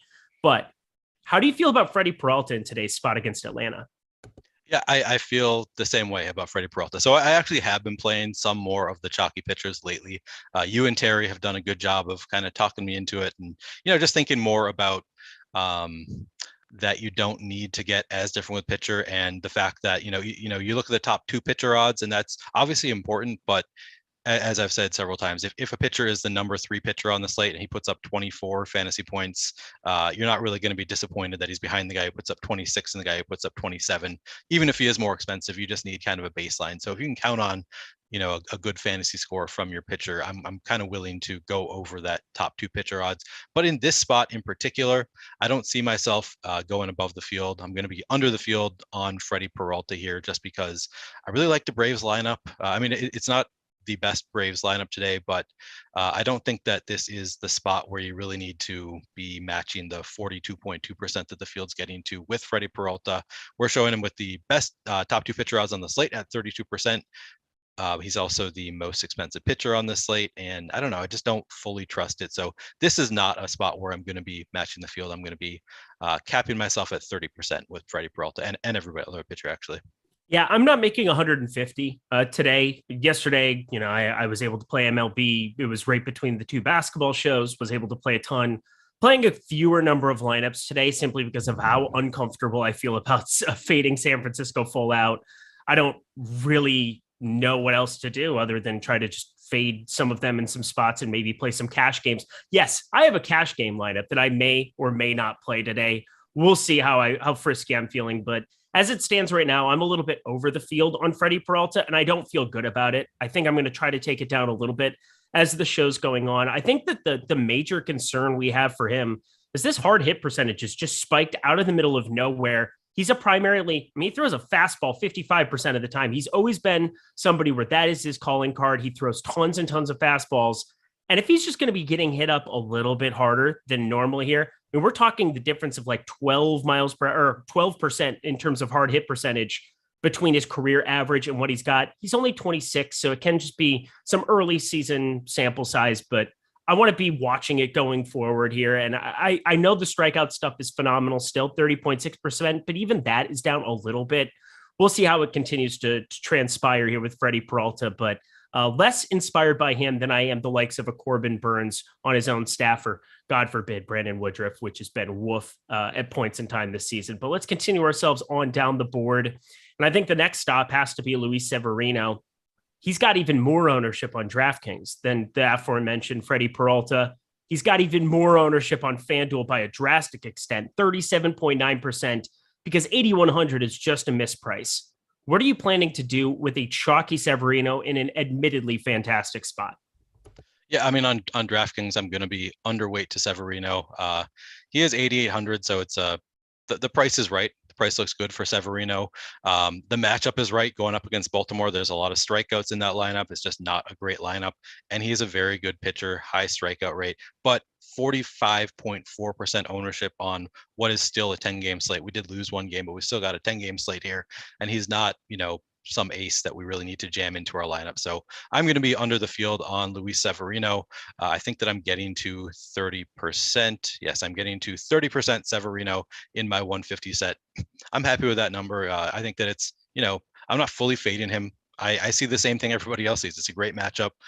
He's a solid pitcher. The price is right. So I'm going to be 30% on DraftKings, and on FanDuel, I am getting to 18.7% currently, which is he is my highest owned pitcher on FanDuel at 18.7%, just because, again, the price is right, the matchup is right. But I don't want to go overboard on a game where there are on a slate where there are 20 pitchers. You don't really need to be playing 50% Severino, or at least that's not the way I'm attacking it. So I'm definitely under the field on DraftKings. Actually, I don't know if that's under the field. I assume that's under the field on FanDuel, but maybe not actually. Yeah, he's at 37.9% Okay. on FanDuel. Yeah, you're known as under the field in that regard. 8,100 for him. You play him in cash, or you play.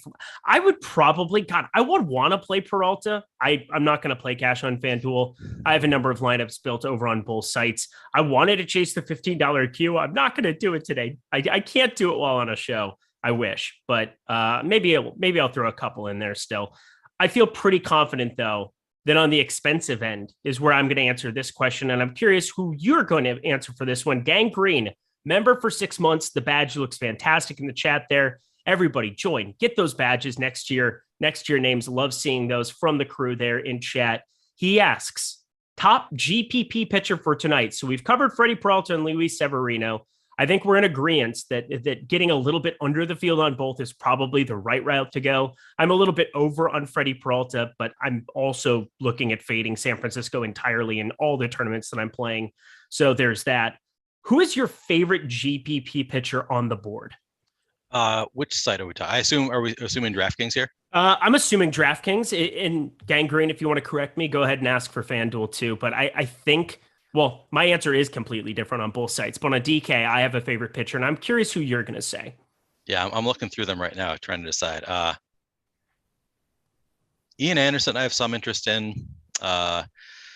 Garrett Whitlock scares me a little bit. I don't know that I really want to. He's very interesting at 7,600, but I still don't really. It's obviously a tough matchup, so he's probably not my favorite. Yeah, Kyle Bradish, I'm getting into a lot of, and it definitely scares me because. Well, I'm excited to get to that one. We'll talk about Kyle Bradish. Right, we'll talk about Kyle Bradish. Him and Garrett Whitlock, I had a lot of interest on the morning show, but my favorite GPP pitcher on the board today is Tony Gonsolin on DraftKings. He's up at 10-2. I mean, he's very expensive on the top end, but I'm getting just completely different in terms of my stacks, and I'm playing some of the cheaper ones along. I think having some Gonsolin Peralta lineups is something I'm going to have in DK in like the $15. I think it's not that cost prohibitive for certain stacks to be able to play him, and I don't think he's getting enough attention for how good of a pitcher he is and how good this spot is for him. 22.2% hard hit percentage is just elite beyond elite. He's only got a 21.1% K percentage, but against righties for the season, You're looking at an Arizona team that's fanning at a 25.3% clip with just an 86 WRC plus against right-handed pitching. I know the concern has always been, and it will always be with Tony Gonsolin, what kind of a leash does he get from Dave Roberts? But I'm willing to find out when he gets absolutely no attention against an Arizona team. I think on DraftKings, where he can play as an SP1, SP2 type dude. I mean, if you're going to play Peralta next to him, SP2, it's weird to say that at 10-2, but I just have a lot of interest going up against and targeting this Arizona team. I maybe I'm crazy, but I find it to be pretty easy to do. What say you? Do you have any interest doing the same thing?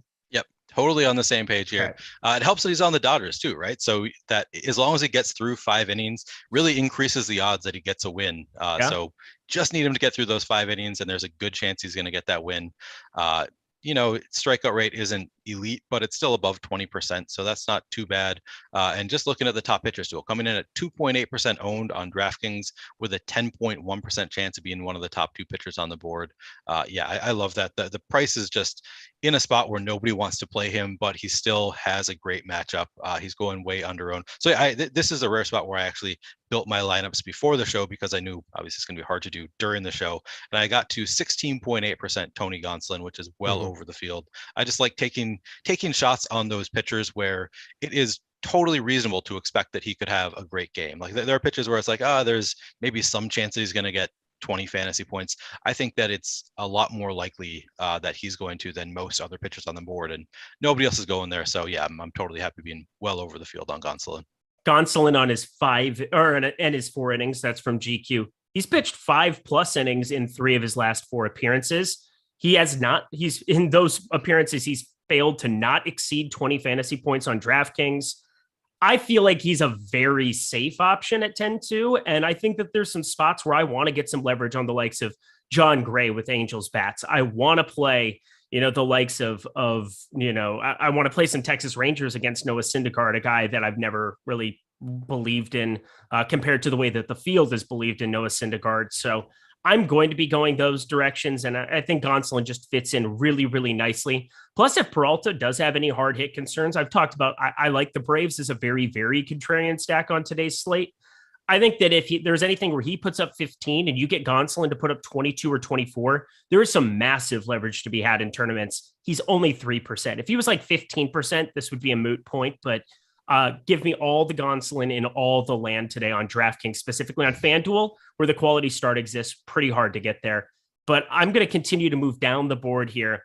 Let's make some cases for some other guys that you're landing on for both DraftKings and FanDuel. Who are your favorite mid-range DraftKings pitchers to land on? Mid-range, man, I don't really anybody want anybody below Freddie Peralta. I mean, we talk Peralta, we talk Severino. Who are the pitchers you're getting to the most that are above 7K? I am getting to a good amount of. I'm actually getting to a good amount of Kikuchi. Okay. That's gonna be a both sides for me. But yeah, Kikuchi just looks good enough.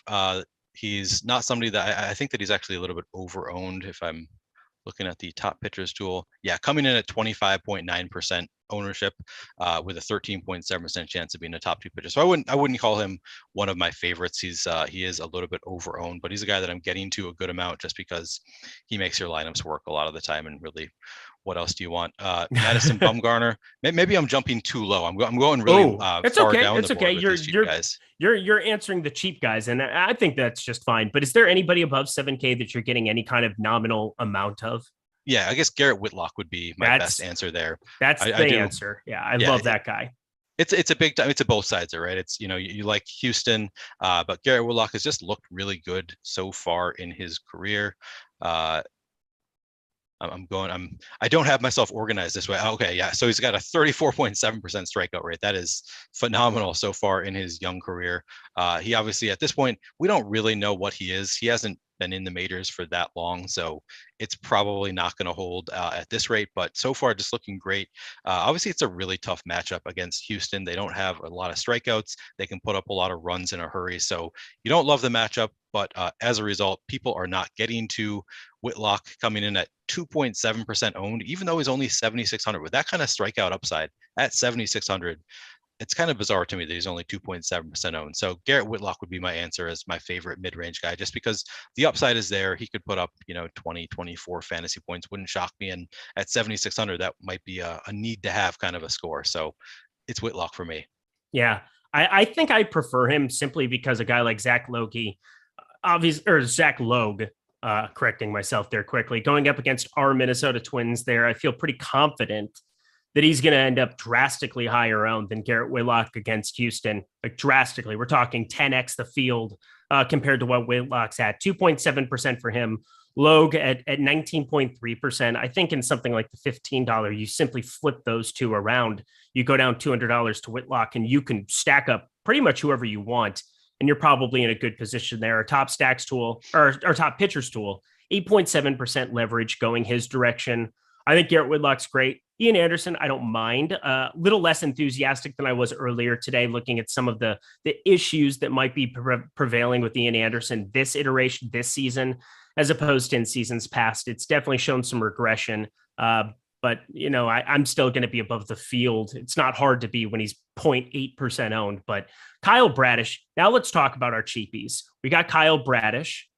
We've got Madison Bumgarner, 6,400, who you were about to vouch for. And Yusei Kikuchi there, 25.9% ownership. Those three, I feel like are pretty important talking points for tournaments. Who is your favorite one to roster? Yeah, so I'm getting to the most Kikuchi, but I would say my favorite one to roster would be Kyle Bradish there. Okay, as long as you didn't say Madison Bumgarner. I had to hear that from Terry this morning. Almost threw up.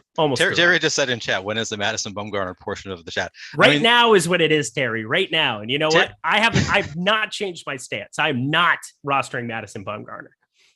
Terry is the only reason that I have some interest in Madison Bumgarner. He's convinced that Bumgarner is still a decent pitcher, and I'm gonna trust Terry there. I gave him a little bump, so I got 6.7% Madison Bumgarner. I'm just trusting Terry that he is better than most people think he is. And you just look at the top pitchers tool. Bumgarner is coming in at 0.5% owned with a 3.8% chance of being a top two pitcher, 8.4% chance of being a top two value. And yeah, it's obviously the worst matchup you could possibly have going up against the Dodgers. So I don't feel comfortable playing Madison Bumgarner. I don't feel safe playing Madison Bumgarner. Probably if I have a lineup that's doing really well late in the evening and Madison Bumgarner is my pitcher and I'm able to swap him out, I would probably do that because I do not feel safe about this at all. But just given the lack of ownership there, he's a great contrarian play. He's not that old. I believe 32 is his age, even though he feels like he's 38. So yeah, I'm going to be taking some shots on Madison Bumgarner. He is not my favorite of these pitchers. Bradish doesn't have a better matchup. He's going up against the Yankees. He's a little bit cheaper. He's also only coming in at 3.7% owned. So I don't know. Is Bradish? Do you feel that much safer about Bradish than you do about Mad Bum? Not safer, but I think when you get one of them right, you're going to get rewarded with Bradish. I don't think you're going to get very rewarded with Madison Bumgarner pitching the way that he has in the early going of this season. Like, he's been effective, but just a 16.1% K percentage, he has to be better than Kikuchi. He has to be better than Miley at the very, very bottom floor on DK. He's got to be better than, if you want to take the Flexen shot, have fun with that. But then Kikuchi and Bradish, when you're right with them, they're cheaper.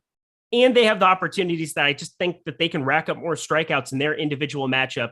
I get it. The Dodgers, they have not hit lefties well in the early going of this season. There's no doubt. 95 WRC plus, but positive regression is very, very due for them. Just a 22.2% K percentage, kind of middle of the road in baseball against lefties. So I think that ISO, there's no way that if you told me we get to the end of the year and they only have a 130 ISO against lefties, I would be floored by that fact. So it's going to heat up here in LA. It's going to continue to be something where we see more positive results coming for the Dodgers as we get a larger sample size here. Maybe not tonight. Not tonight. Yeah. And again, T McBee, we just love Hunter Green to no end. That was like automatic jam Hunter Green. This is not Hunter Green on the mound, y'all. I can get behind Hunter Green. It's pretty easy to see 98, 99 and feel confident that he can strike out the Pirates. I don't think Madison Bumgarner in his 16.1% K percentage is going to do anything remotely close against the Dodgers. You're comparing apples and tequila shots, not the same thing. Yeah, no, I agree. As Terry says, he says, to clarify, my expectation for a good game for Mad Bum would be entirely relative to middling nights from Severino and Peralta up top. In that case, 6+ innings of 3-run ball with a quality start and 4 to 5 strikeouts. Gets it. And I agree with Terry. I just think that it's none of these pitchers are that safe, right? There's no pitchers on this slate that I feel really safe about. So if the other pitchers just don't do that well, I think that it's, he just has to have a mediocre game, get that win, and that might be enough. So it's obviously not a play that I feel comfortable, that I like really love to play, but I think that there's some merit to playing him at 0.5% owned. In a GPP. Yep. I get it. I'm not. I refuse. I've now made it such a stance that I can't. I just my brain can't process it. And I get it's baseball and weird stuff happens all the time. If it happens with Mad Bum here, he's beaten up the Dodgers before, but it's the year of our Lord 2022. It shall not be happening again. He's 32 years old. He's not that old. I know, but here's the thing. He's living life in the fast lane, whether it's on dirt bikes, whether it's at bars. The guy has no off switch and picking fights. I just don't like him as a person either. He's just a horrendous human being. So there you go.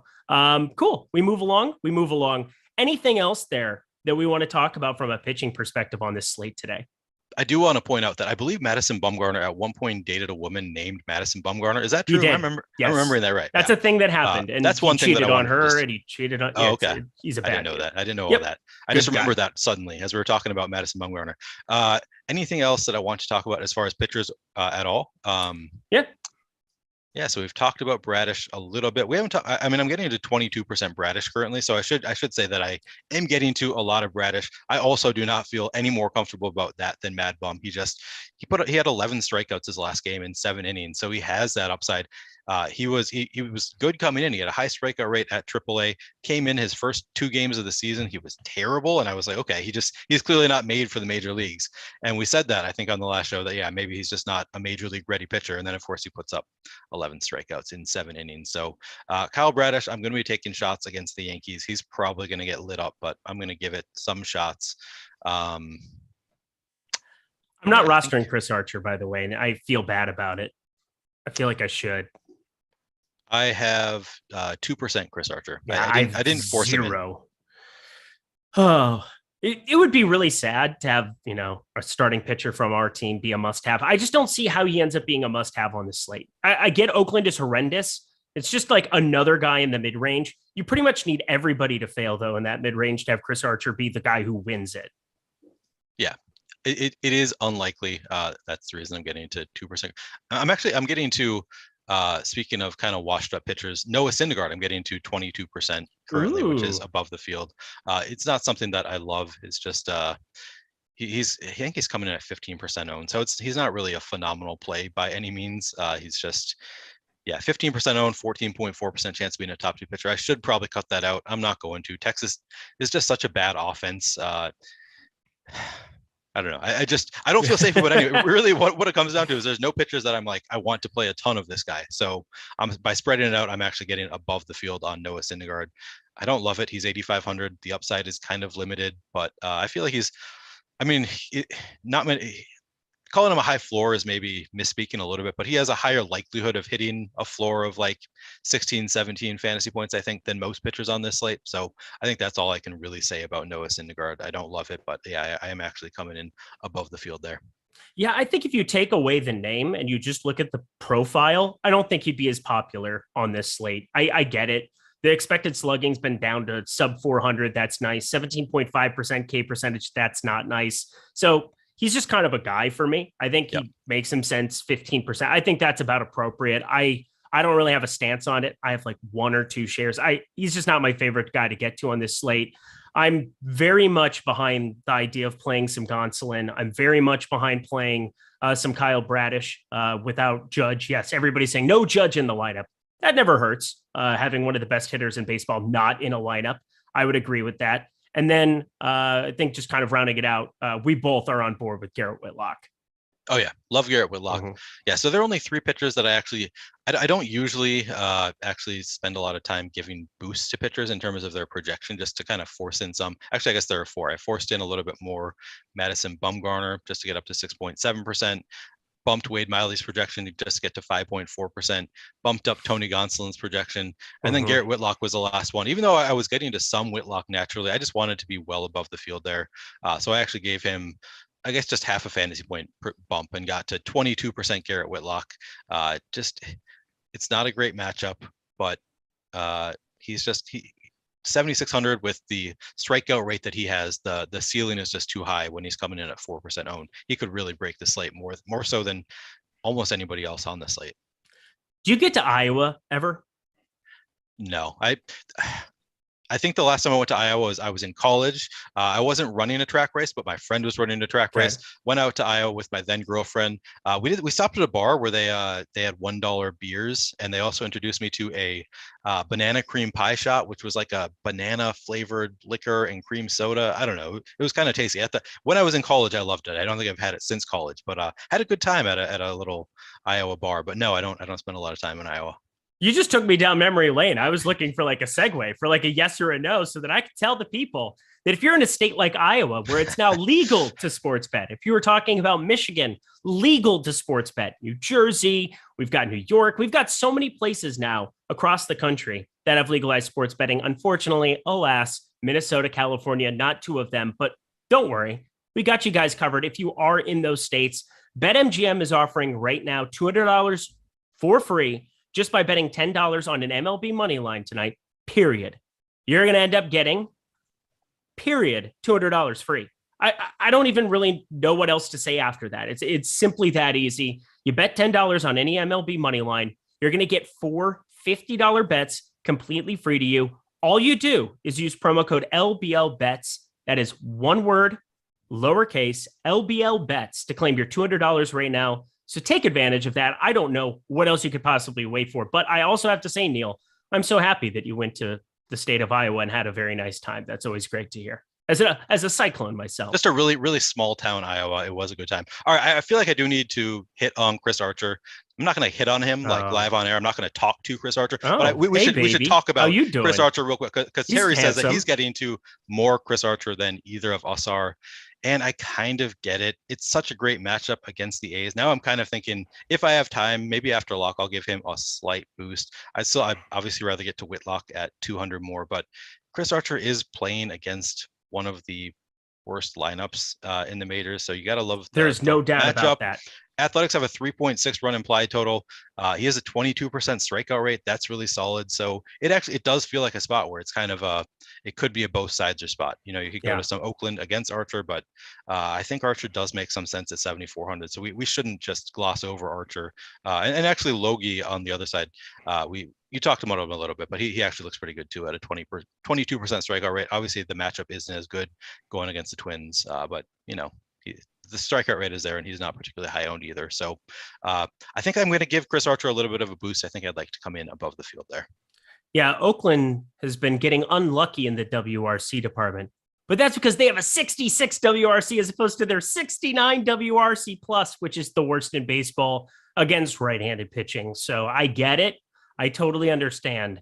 It's an uncomfortable thing for me, even though it's Oakland, even though it's like literally the best ballpark you could possibly play in the American League. I still find it difficult to land on him today, but I absolutely understand. If you want to take that shot, I can't possibly make a case that a righty going up against, or any pitcher going up against Oakland, who's been remotely competent this season, isn't in play. He's in play. I'm just kind of scattering the board elsewhere. I get it. All right, my friend, let's get to the stack portion here of the program. I'm going to start here because we have to. San Francisco. Oh, my Lord. What is DraftKings doing? Why do they hate us, first of all? And secondly, are you completely undercutting the field, or are you still getting into shares of a 5-man San Francisco stack today? So I am well undercutting the field on my 5-man stacks of San Francisco. My primary stacks on both DraftKings and FanDuel, I am coming in well under the field. I actually cut down my stacks relative to everybody else on San Francisco, my secondary stacks either, and I'm still getting to so much of the bats individually. So I'm going to have a lot of different San Francisco batters sprinkled into my lineups. They're just not going to be in lineups where I have 5 San Francisco batters or 4 on FanDuel very often. I gave myself like 4% San Francisco stacks I'm allowing myself. I thought about just completely cutting them out as my primary stack, which actually is probably the smarter play. But I'm not doing it completely. I'm cutting myself down to 4% San Francisco 5-man stacks on DraftKings and just letting myself get there as secondary stacks and then as one-offs. And I'm still getting to a lot of San Francisco individual batters. I'm just not getting them in full stacks. How about you? What are you doing there? I am praying to God himself. I'm saying, you, please come into my life and put up a 0 spot here for San Francisco today, because I have a cash lineup that I'll probably end up firing up that has a minute, but it won't have nearly as much as the tournament allotment I have. I'm going to just take them out of my pool entirely for tournaments. I have one. I'll take that back. I have one where I ran like a 3-man with the Bart Gonzalez bottom end of that lineup, the projected lineup that is. But I just can't imagine that this is a spot where I want to live and die with. I project that this is just going to be one of the most overowned spots you're ever going to find on a double-digit slate. Now, I say that because it's just, the way that I look at it, but looking at our tools right now, which are the best in the industry in terms of top stack percentage, we are looking at 22.8% top stack percentage, ownership share around 28.9%, and Brandon Belt individually, looking at Jock Peterson individually, who can get pinch hit from time to time, even batting cleanup in the middle of that order. There are so many ways that this goes very, very south. And I understand that against Senzatella, who's just horrendous in every sense of the word, that this could just go back and bite me. But San Francisco can put up 8 runs and not be a requirement on this kind of a slate. So I feel like I'm just going to take the entire rest of the field and I'll live with the result. I'm not going to play them as one-offs. I'm not going to play them as 5-mans. I'm just full out saying, good luck, field. Have fun. Yeah, I'm comfortable with that. I kind of thought about doing the same thing, and I think that it makes some sense. I will say, so they look over-owned to me, but then they do have a 22.8% top stack chance and a 20.9% top value stack chance. So like they do have negative leverage, but it's not like as much negative leverage as honestly I would have expected. I would have expected they're coming in at 28.9% ownership. I would have expected them to have like an 18% chance to be in the top stack, or a 17. They're coming in with a higher chance to be in the top stack than I would expect. But I think that that's probably a smart decision, what you're doing, just fully fading them, especially if you're not playing 150 lineups. I think that if you're playing 150 lineups, it makes more sense to take on a little bit less risk and play some San Francisco batters in your lineups. But if you're playing, 20 lineups, I think full fading them makes all the sense in the world.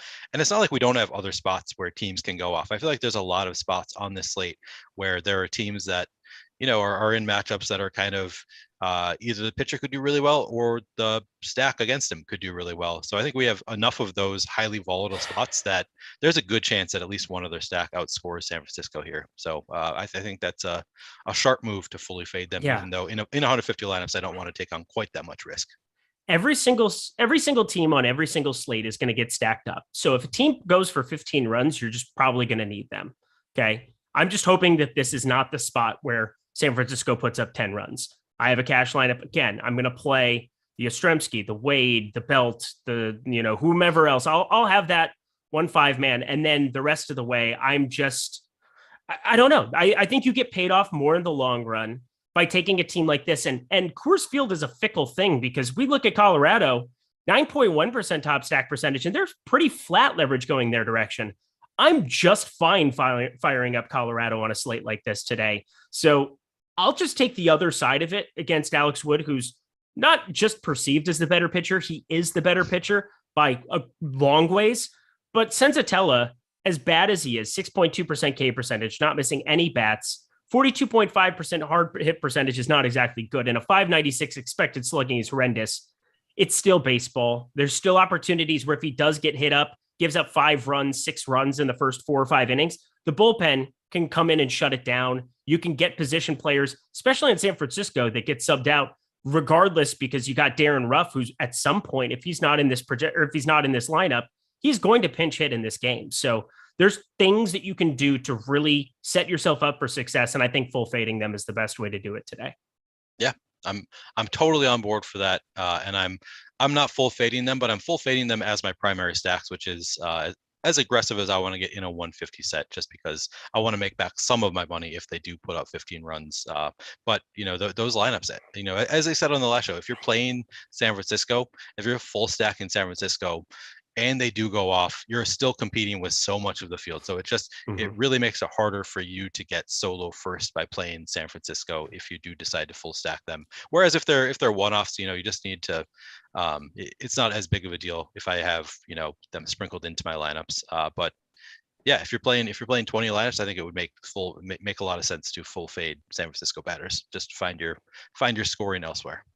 Luis Gonzalez would be my favorite bat to roster if I were to do that. 2,600 on the bottom end, batting eighth, lefty who's shown some ability at the big league level, going to be the left fielder regardless. I got to imagine if they're going to pinch hit, it'll just be Darren Rupp for Jock in the middle of that order. Again, he's gotten a pinch hit for a number of times already this season. I think that would be my favorite thing to see tonight would be to see the Jock Peterson tilt. Generally love Jock too. Jock Jams is fun, good dude, but not gonna do it for me today. Check out the MLB DFS rankings. Check that out. We got my friend Jordan Klein over there, the best producer in the game, named Jordan Klein. He loves the baseball streets, and the reason is these player rankings. No, that's not true. Okay, well, the player rankings are completely free. That's not a lie. No lies were told. So just do that. Best of luck to everybody stacking up San Francisco, though. Enjoy holding hands with 30% of the field. Really, really enjoy that. Let's continue going here, my friend. We've got 25 minutes before lock, plenty of time to tell the people your favorite stack to be getting to on the entire day. My favorite stack to be getting to. Oh yeah, one stack to rule them all and one stack to find them. Yeah. Toronto is up there for sure. Toronto going up against Chris Flexen, only coming in at 4.3% owned. I mean, they're just too dangerous of a stack to be coming in solo owned. 5.7% chance to be in the top stack on the board. Toronto is definitely up there. Now I'm trying to remember who I think Toronto was my secondary stack. Actually, it was the Yankees was my primary stack. Let's go. First lineup that I made. So I do have a lot of interest in the Yankees. I told you already that I have a lot of interest in Kyle Bradish. I still have plenty of interest in the Yankees as well. And you can, I like doing kind of the lower half of the Yankees lineup mixed in. So I've got, let me see where I actually come in on before I tell you what I have without that being correct. Don't go lying to me. Yeah, I don't want to go lying to you. I'm getting into a lot of Joey Gallo just coming in lefty on righty. Bradish, he looks great. Rizzo, I guess I've only got 6% Rizzo. I enjoy the wraparound stack, so I enjoy getting to Aaron Hicks. He was in the lineup that I made. Man, I kind of want to give him a boost now.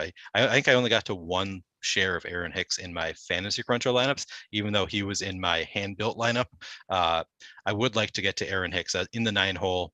3,000. He's going to be low owned because other people using optimizers are not going to get to him either. He just doesn't project that well, but he's in a great spot against Bradish. And Trevino looks, he's not a great batter, but he's 2,400. He works in a stack. So I definitely have a lot of interest in the Yankee stack, even though it doesn't actually look that great in the top stacks tool. It's coming in as a relatively neutral play at 5.7% owned with a 5.3% chance to be in the top stack. So they don't look incredible in the top stacks tool. Camden Yards is not the stadium that it has been in the past, so it's not really a targetable stadium like it usually is, but or like it has been. I shouldn't say usually is because I'm not sure that it is going to be going forward, but it's just the Yankees. They're too good of a stack to be that low owned. So I'd say Toronto before the Yankees, just because they do have positive leverage coming in at only 4.3% owned.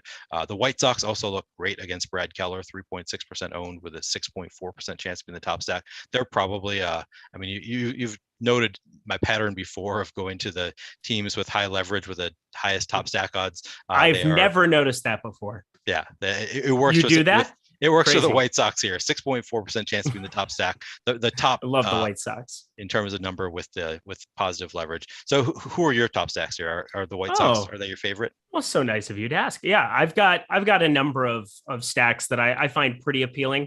Again, the entire board is my oyster, considering I'm just not playing the frickin' chalkiest of the chalk at the top end there with San Francisco. So I am scattershotting a number of spots. One team that I didn't think I was going to be rostering up that you didn't mention yet was Milwaukee. And somebody brought up Soldier Boy Tellez there in the chat. Rowdy Tellez, let's go. Yeah, Soldier Boy Tellez, you like that one, Jordan Klein. It's all about impressing you, baby. Christian Yelich, a lot of the lefties here going up against Ian Anderson. I generally really like Ian Anderson, but this ballpark's always enticing to get to some lefties going up against Ian Anderson. So I'm happy to be firing up a lot of those guys. Coleman Wong leading off. Very, very expensive. Those will not be my Gonsolin lineups. That's for damn sure. But if I'm taking the Whitlock, the Bradish type routes on some lineups on DK, I find it pretty likely that I'm going to land on a number of these bats from Milwaukee, and it will 8%. So that's a decent allotment of lineups that I have with Milwaukee stacks. You brought up the Yankees. They're always my favorite team just about on just about every single slate to get to. I hate it. Doesn't feel good as a Twins fan, but I like making money, and it's unavoidable how good this lineup is in terms of power metrics, in terms of everything that you want to get to. There's no Aaron Judge. Maybe that gets people away from stacking it up, but what it does is it adds a cheaper bat to the mix, and that always goes a little bit underlooked as far as what else it gets you access to in terms of pitchers. So I like this Yankees lineup a ton, just like you. Curious to hear what you have to say about the White Sox. You'd kind of brushed on it there for a second. The White Sox are my absolute favorite team to get to on this slate. That's the only team that I have double-digit exposure to going up against Brad Keller. Brad Keller's been a lot better in a real life perspective. I know it's kind of a boom bust pitcher. That's kind of the approach he's had, but he's only got a 15.5% K percentage. You get guys like Gavin Sheets at 3,200. You get some of these cheaper bats in the lineup. In addition to Abreu's not really that cost prohibitive. You have a 4,500 Luis Robert. I mean, this team was my favorite to get to this morning, and that has not changed. What sticks out to you from them? Yeah, the top of the order just looks really good. I'm getting to a lot of Tim Anderson, Luis Robert. I'm getting well above the field on both of those guys. Getting to about even to the field, 6% Yohan Moncada. Just the matchup is great. Is what it really comes down to. The matchup is great, and nobody's getting there. The top of the order is just stacked with guys who can hit for power, project really well. Yasmani Grandal on DraftKings in particular in the 5 spot. You don't find too many catchers in the 5 spot, so he looks great. Just throughout the lineup, really the only batter that I'm not getting to currently from the White Sox is Andrew Vaughn. Just does not project well enough to get into my lineups in the 9 spot. So even though I often love doing wraparound stacks, it looks like I'm not going to be doing that with the White Sox here. So just the top of the order looks really solid. I want to touch on, I just saw in chat, somebody was asking about whether we have concerns about the weather in Boston for the Garrett Whitlock start. And the answer is yes, a little bit. I think that it is something to monitor. I do have some concern there just because, pitchers are more susceptible to losing time due to weather. Like if it starts raining in the 4th inning, where he's going to probably not come back if there's a long delay. So I do have some concern there, but right now it's not enough for me to get off him. So I think I'm still going to be playing Garrett Whitlock, but I'm going to be monitoring it up to the start of that game at least. Yeah, it's something to pay attention to. We're on the Live Over Lock show, so that's kind of on us to make sure that we're paying attention to it.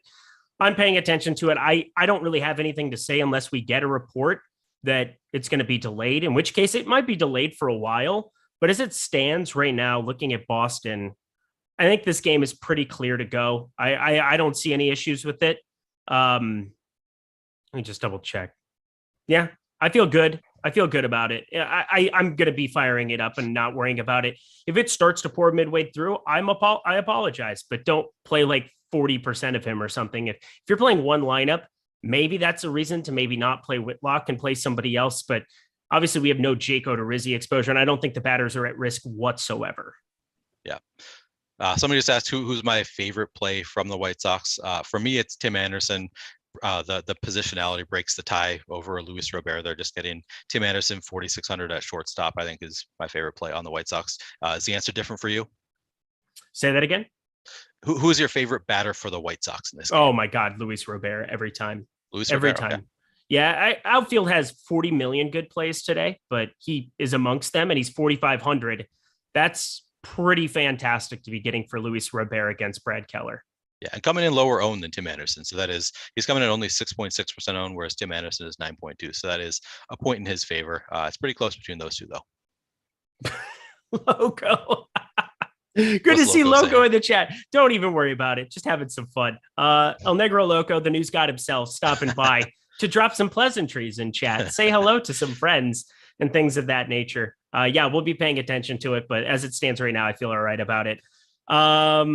Yeah, we continue on here. Will Smith, that would be a fantastic guy. We'll go position by position to kind of round out the show here. Sure. But I want to talk about any other stacks you might be getting to. One cheap stack. Now, let's if you want to look at the value portion of the program, I think Pittsburgh has some opportunities against Wade Miley. And Wade Miley, I thought was going to be very, very popular off of this morning. I expected him to just continue to rise in terms of ownership. He's up to 20%. That's still pretty good. I was hoping it'd be even a little bit more, but I suppose everybody can just land on whatever bats they want with San Francisco if they're going to be going that route. But how do you feel about Pittsburgh? Are you enthusiastic isn't the right word, but are you taking that plunge with me with the Pirates?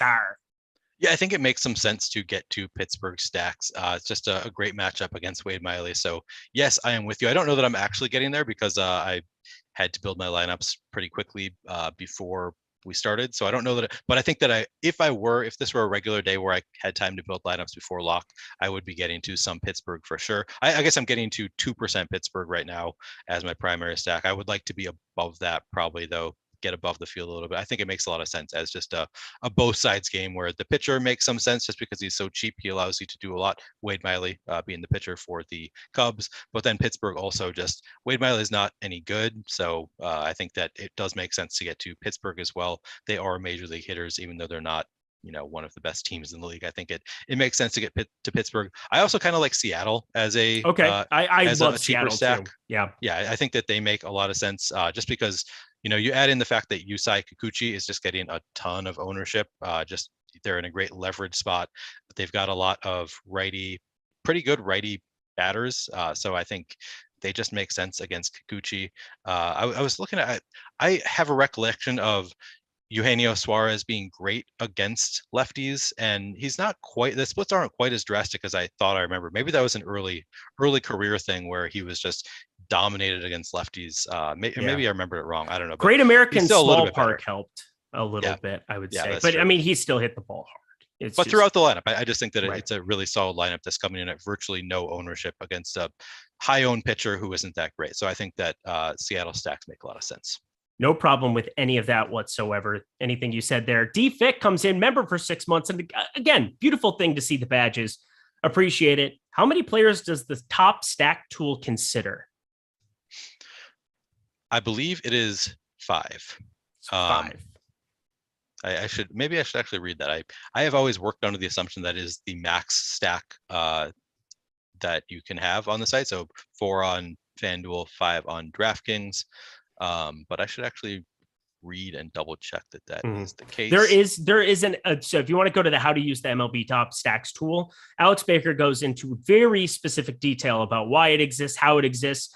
Just be aware now too. One of the big changes in the last week, I think it actually happened over the weekend. They changed the top stack percentage to be 75% and the top value to be 25% of the total 100% top stack tool. And so leverage has 25% of value now adjusted into the leverage score. So it gives you a better idea of what you're working with rather than just saying, oh, positive leverage, but then, 1 through 5, there's no leverage to be had, or there's super popular batters on a team like Minnesota. Things that give you a better perspective of the entire stack as a whole by changing the value perspective. So that's a little bit of a switch. I love the switch. I think it gives it a little bit better of a grand scope of how you're building if you're just using it, eyeballing it, or plugging it into your Excel spreadsheet. Okay, I see. I just want to. So Alex is in chat and says the top stacks is just which teams will score the most fantasy points. So it's a full 8 or 9 batters. All of the batters. I always thought it was encapsulating everything, but I didn't mean to throw you out there for it. But again, Alex Baker. Before I worked here years ago. You just watch all the videos of that guy using Fantasy Cruncher.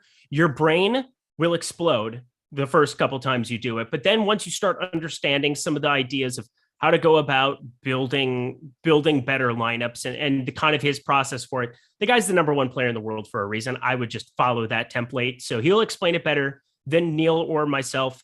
He created the tools. Thank God he did. So we'll continue on from there.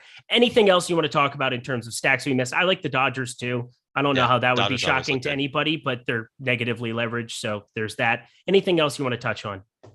No, I think we touched on most of my favorite stacks. So yeah, we can move on to position by position if we want to. I guess do we have till 6:05? Yeah, we've got 7 minutes. If you want to get out and get your lineups uploaded early, we can hit the eject. It is in the schedule just until then. We can go up those extra 5 minutes. I can also just fire off some questions for you as you're kind of getting your lineups uploaded. But how about we do this first? Odd Shopper, 30 seconds or less. And it's truly about 2 seconds when you click on oddshopper.com and you go to anything that we have listed in the MLB markets now. We have the NBA markets, NHL bets, golf bets, everything you could possibly want. It's a huge golf weekend, Southern Hills, PGA Championship. If you're looking for some great golf bets, all you do is click at the top of the page there, sort by expected ROI based on what state you're in, and boom, tough actin to Acton. You have the opportunity to check out everything we have on the board, completely free to you. MLB, it's just become an invaluable part of my research now, where I want to see which guys, again, I live in California here. There's not much I can do other than play on Prize Picks, where we have the parlay builder, and I can sort by expected win percentage for some of these. Tony Gonsolin, the total strikeouts, we have under 4.5 plus 120, 61% expected win percentage. But again, I'm going that direction as a point of leverage. So it's just one of those things. Also, there's value in that number, plus 120 at the site that it's listed at. Take advantage of these right now. OddShopper is completely free to you. Head to oddshopper.com. Is there any MLB bet that you're in love with today, my friend? So you just named the first one I was going to say was Tony Gonsolin, which you also have time to go make that bet. You can take the under on Mad Bum, 4.5 strikeouts. Sure can. Looks really good. 20% positive expected ROI, 76% win rate. So under 4.5 strikeouts for Mad Bum, I'll say. I absolutely love that. Oh, couldn't have found anything better, closer to my heart. So yeah, we'll be shorting that. Oh, look at that. There's value in plus 600. Anthony Rizzo home run, plus 425 Stanton. I'm invested in a DFS perspective, but you know what? Over the course of time, 41% expected ROI, 32% expected ROI. If I were in a legal betting state, like, I don't know, where they offer BetMGM, where we have that promo code LBL bets in order to get you guys 4 free $50 bets. That's a $200 value just by playing a $10 money line today. I would be taking advantage of those numbers. So check it out. I'm telling you, this is just one of the best tools for MLB, NBA, NHL, golf, everything, you name it. Head to OddShopper. Such a great tool developed by Alex Baker himself in the chat. Alex Baker, good to see the boss man hanging out amongst the people. Let's do it position by position to round out the show like we always do. Starting at catcher, are you playing more on DraftKings or FanDuel today? I'm playing more money on DraftKings. I'm playing 150 lineups both places, but it's a higher buy-in on DraftKings. All right. Well, let's go position by position here on DraftKings first. And then if we want to touch on some FanDuel, plus we got Terry in the chat. Terry wants the people to know all of his favorite plays from FanDuel from the blue side as well. So if we want to go position by position, if he wants to play along in the chat, that would be actually kind of a fun hand-in-hand thing to help us out. But MLB on DraftKings, my favorite catcher to get to, Wilson Contreras, 4,700. Yan Gomes as well. I like these Cubs, just these two Cubs catchers. Sucks you can't stack them up together, and they're both the 1-5 guys. Who are your favorite catchers to play on DraftKings today? Yeah, Yan Gomes is looking like a great value. He has the top value score on the board of all catchers. 2,500 salary in the number 5 spot against Pittsburgh. That's just a great spot for Yan Gomes. So I think that he makes a lot of sense. Joey Bart is just a solid pitcher. He's getting kind of owned though, so maybe not Joey Bart just because of the ownership, but in a vacuum, I would like to play some Joey Bart. Will Smith looks pretty great going up against Mad Bum. Even though we want to play some Mad Bum, I think Will Smith he looks like he is the top projected pitcher on the board. So the value is not quite as good just because he is 4,600, but projected to be the number 4 spot in the order in that Dodgers lineup. He should have some shots there. So yeah, I'd probably say Yan Gomes number 1, maybe Will Smith number 2. All right. Absolutely love both of those. Going to the first base position here, talked about Soldier Boy Tellez. He's not my highest owned, though. I just wanted to say it again because it was a decent enough bit. Freddie Freeman, left on left crime. That never hurt anybody except for it's going to hurt Madison Bumgarner tonight. 5.2% on DK. well north of the field over there. DJ LeMahieu also getting into the mix there at the first base. And of course, Anthony Rizzo. Those are my three highest. Who are your favorite first baseman to roster today? Yeah, so Vlad Guerrero actually looks really good in this spot, coming in at only 5.4% owned. I'm going to be a little bit above the field there. He's 5,800, so you're obviously not getting him cheap, but he is the fourth highest projected first baseman on the day, and he's coming in at only 5.4% owned. Whereas Brandon Belt, he is projected for little over 2 fantasy points more than Vlad Guerrero, which is in terms of projections pretty high, but he's coming in at 40% owned. So I feel like just getting away from Brandon Belt, everybody else is going to be reasonably owned. And I think just Vlad coming in, anytime you get Vlad Guerrero at 5.4% owned, I think it makes a lot of sense to do so. And then in terms of value, Frank Schwindel. So just that Cubs lineup is just chock full of good value. Only 2,600, 4-spot in the lineup for the Cubs. He is the top value on the board, according to our value metrics. Did somebody just say Tommy La Stella is going to be leading off at Coors at 2.3K today? Is that confirmed? That can't be real. Don't do that to me. 2,300 Tommy La Stella projected to bat first here in the lineup. That's what he just said. I don't see the lineup here yet, so I'm waiting to upload that stuff. But obviously, I won't be playing it. Go anybody not from San Francisco. That's kind of the way I look at it. Second base, I'm going to be going the route of Trevor Story, Jose Altuve. Both of those guys are a little bit more popular. I landed on quite a bit of Jonathan VR too. These Cubs showed up in quite a few lineups for me. I talked about Gomes, talked about Wilson Contreras. Put VR into the conversation as well. Who do you have the most of at second base? I have a lot of interest in Abraham Toro. He's only 2,900. He's leading off for Seattle. I mentioned how much I like Seattle stacks. So I think that Abraham Toro just makes a lot of sense. He is the number 2 value on the board for us based on the value score. We've got Rodolfo Castro is number 1 for Pittsburgh, but he's in the 7th spot. It's just really, he's so cheap that he becomes a better value, but I think I prefer Toro there. Makes a lot of sense.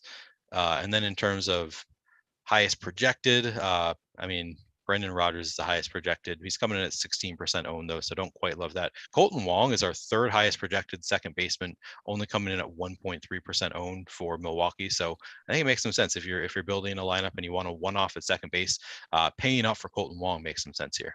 I don't mind that whatsoever. Colton Wong's season. I love that guy. I talked about Milwaukee as a full stack. Oh, you should change that. I know. There we go. We'll see which games are left to change after lock. Maybe I'll make a few adjustments there. I would like to get some Colton Wong. All right, third base we go. Give me the Muncy left on left again. I'm just fine going up against Madison Bumgarner with some lefties here. Yoan Moncada, welcome to the fam. I think he's going drastically overlooked at 6.3%. Go White Sox. That's for damn sure. Who are your favorite third basemen on today's slate? Yeah, I like Josh Donaldson. The Yankees just have such a dangerous lineup. He's in the number 2 spot, 4,100. Projects well, only coming in at 6.3% owned. Rafael Devers looks pretty great. He is coming in he's coming at 15.8% owned, so don't love that, but he is our top projected third baseman on the day. In terms of value, yeah, Emmanuel Rivera is number 1, but he's in the 8th spot in the order. Then we got a couple of San Francisco guys. I guess Abraham Toro, once again, you can play him at third base. Gio Urshela looks pretty good. He's one of our top projected. He's in the 4 spot for the Twins going up against Lugue, and he's only 3,000. So I have some interest in Urshela. While we're on this show, Luis Gonzalez option down to AAA Sacramento. That came across the wire 10 minutes ago. So yeah, we're not going to be rostering him when we see that lineup. That's for damn sure. Estella batting 8th. All right. So that's more. I was going to say, if he was leading off at 2,300, I was going to feel pretty horrible having to fade that. That is for damn sure. 8th feels a little bit better, but still, maybe it'll be lower owned for you people who want to get to some San Francisco. Shortstop we go, my friend. Who are your favorite shortstops to roster today? Tim Anderson by kind of a lot. I said that how much I like the White Sox lineups, and Tim Anderson, even as a one-off, just looks really good. He's only 4,600. He's leading off against Brad Keller. Just a lot to love there. So it's going to be Tim Anderson for me. It's coming in at under 10% owned, and I'm going to be about double that. So yeah, I really like Tim Anderson. How about you?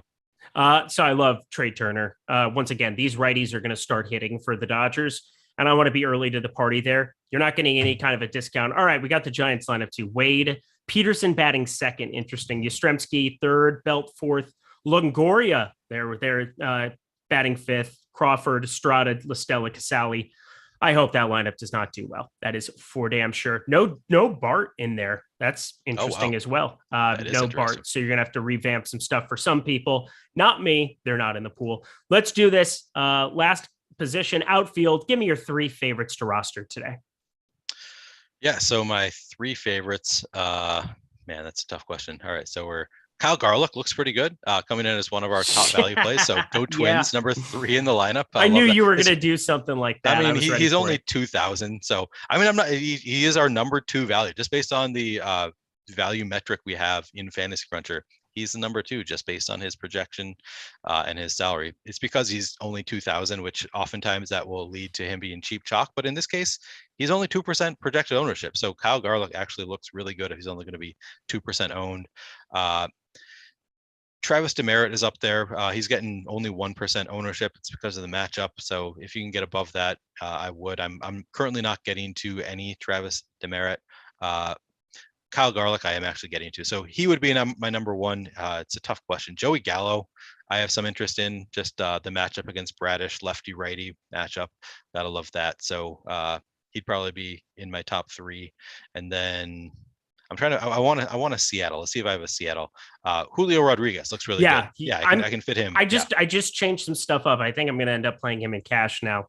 Yes, this is the first day and maybe the only day I will ever play cash games on DraftKings.com. He ended up making the cut. No Luis Rodriguez, so don't have to worry about that. That was my cash guy before, but we move on, my friend. Rounding it out for me, Luis Robert, talked about him already. Talked about Mike Trout and Shohei Ohtani. I think getting to those Angels, if you're going to be punting down and getting away from Coors, I want some offenses that can rival it. Heard the Angels are pretty good, so I'm going to be going with them. I'm going to be siding with that side of it. We just made it to lock, my friend. A true live before lock MLB show. A good time was had by all. Damn it, I went the whole show. Finally said it at the very end, but whatever. Neil, host of the High Stakes. Make sure you check out his podcast here at Awesemo. Does a fantastic job interviewing all of the best players in the industry. Really cool interviews. And the guy's just a classy dude. Most people from Minnesota are. Any final words for the people? No, I really appreciate that. Call me classy. Wow, I don't get called classy that often. But yeah, let's go win some money. All right, let's go win some money. Go Yankees. So another weird thing to say, even though they were more full stacks for me than one-offs. Yeah, I do mean that, kind of. Jordan Klein, thank you. He's Neil. He's great. I'm Eric. I'm average-ish, but here we go. See you guys later.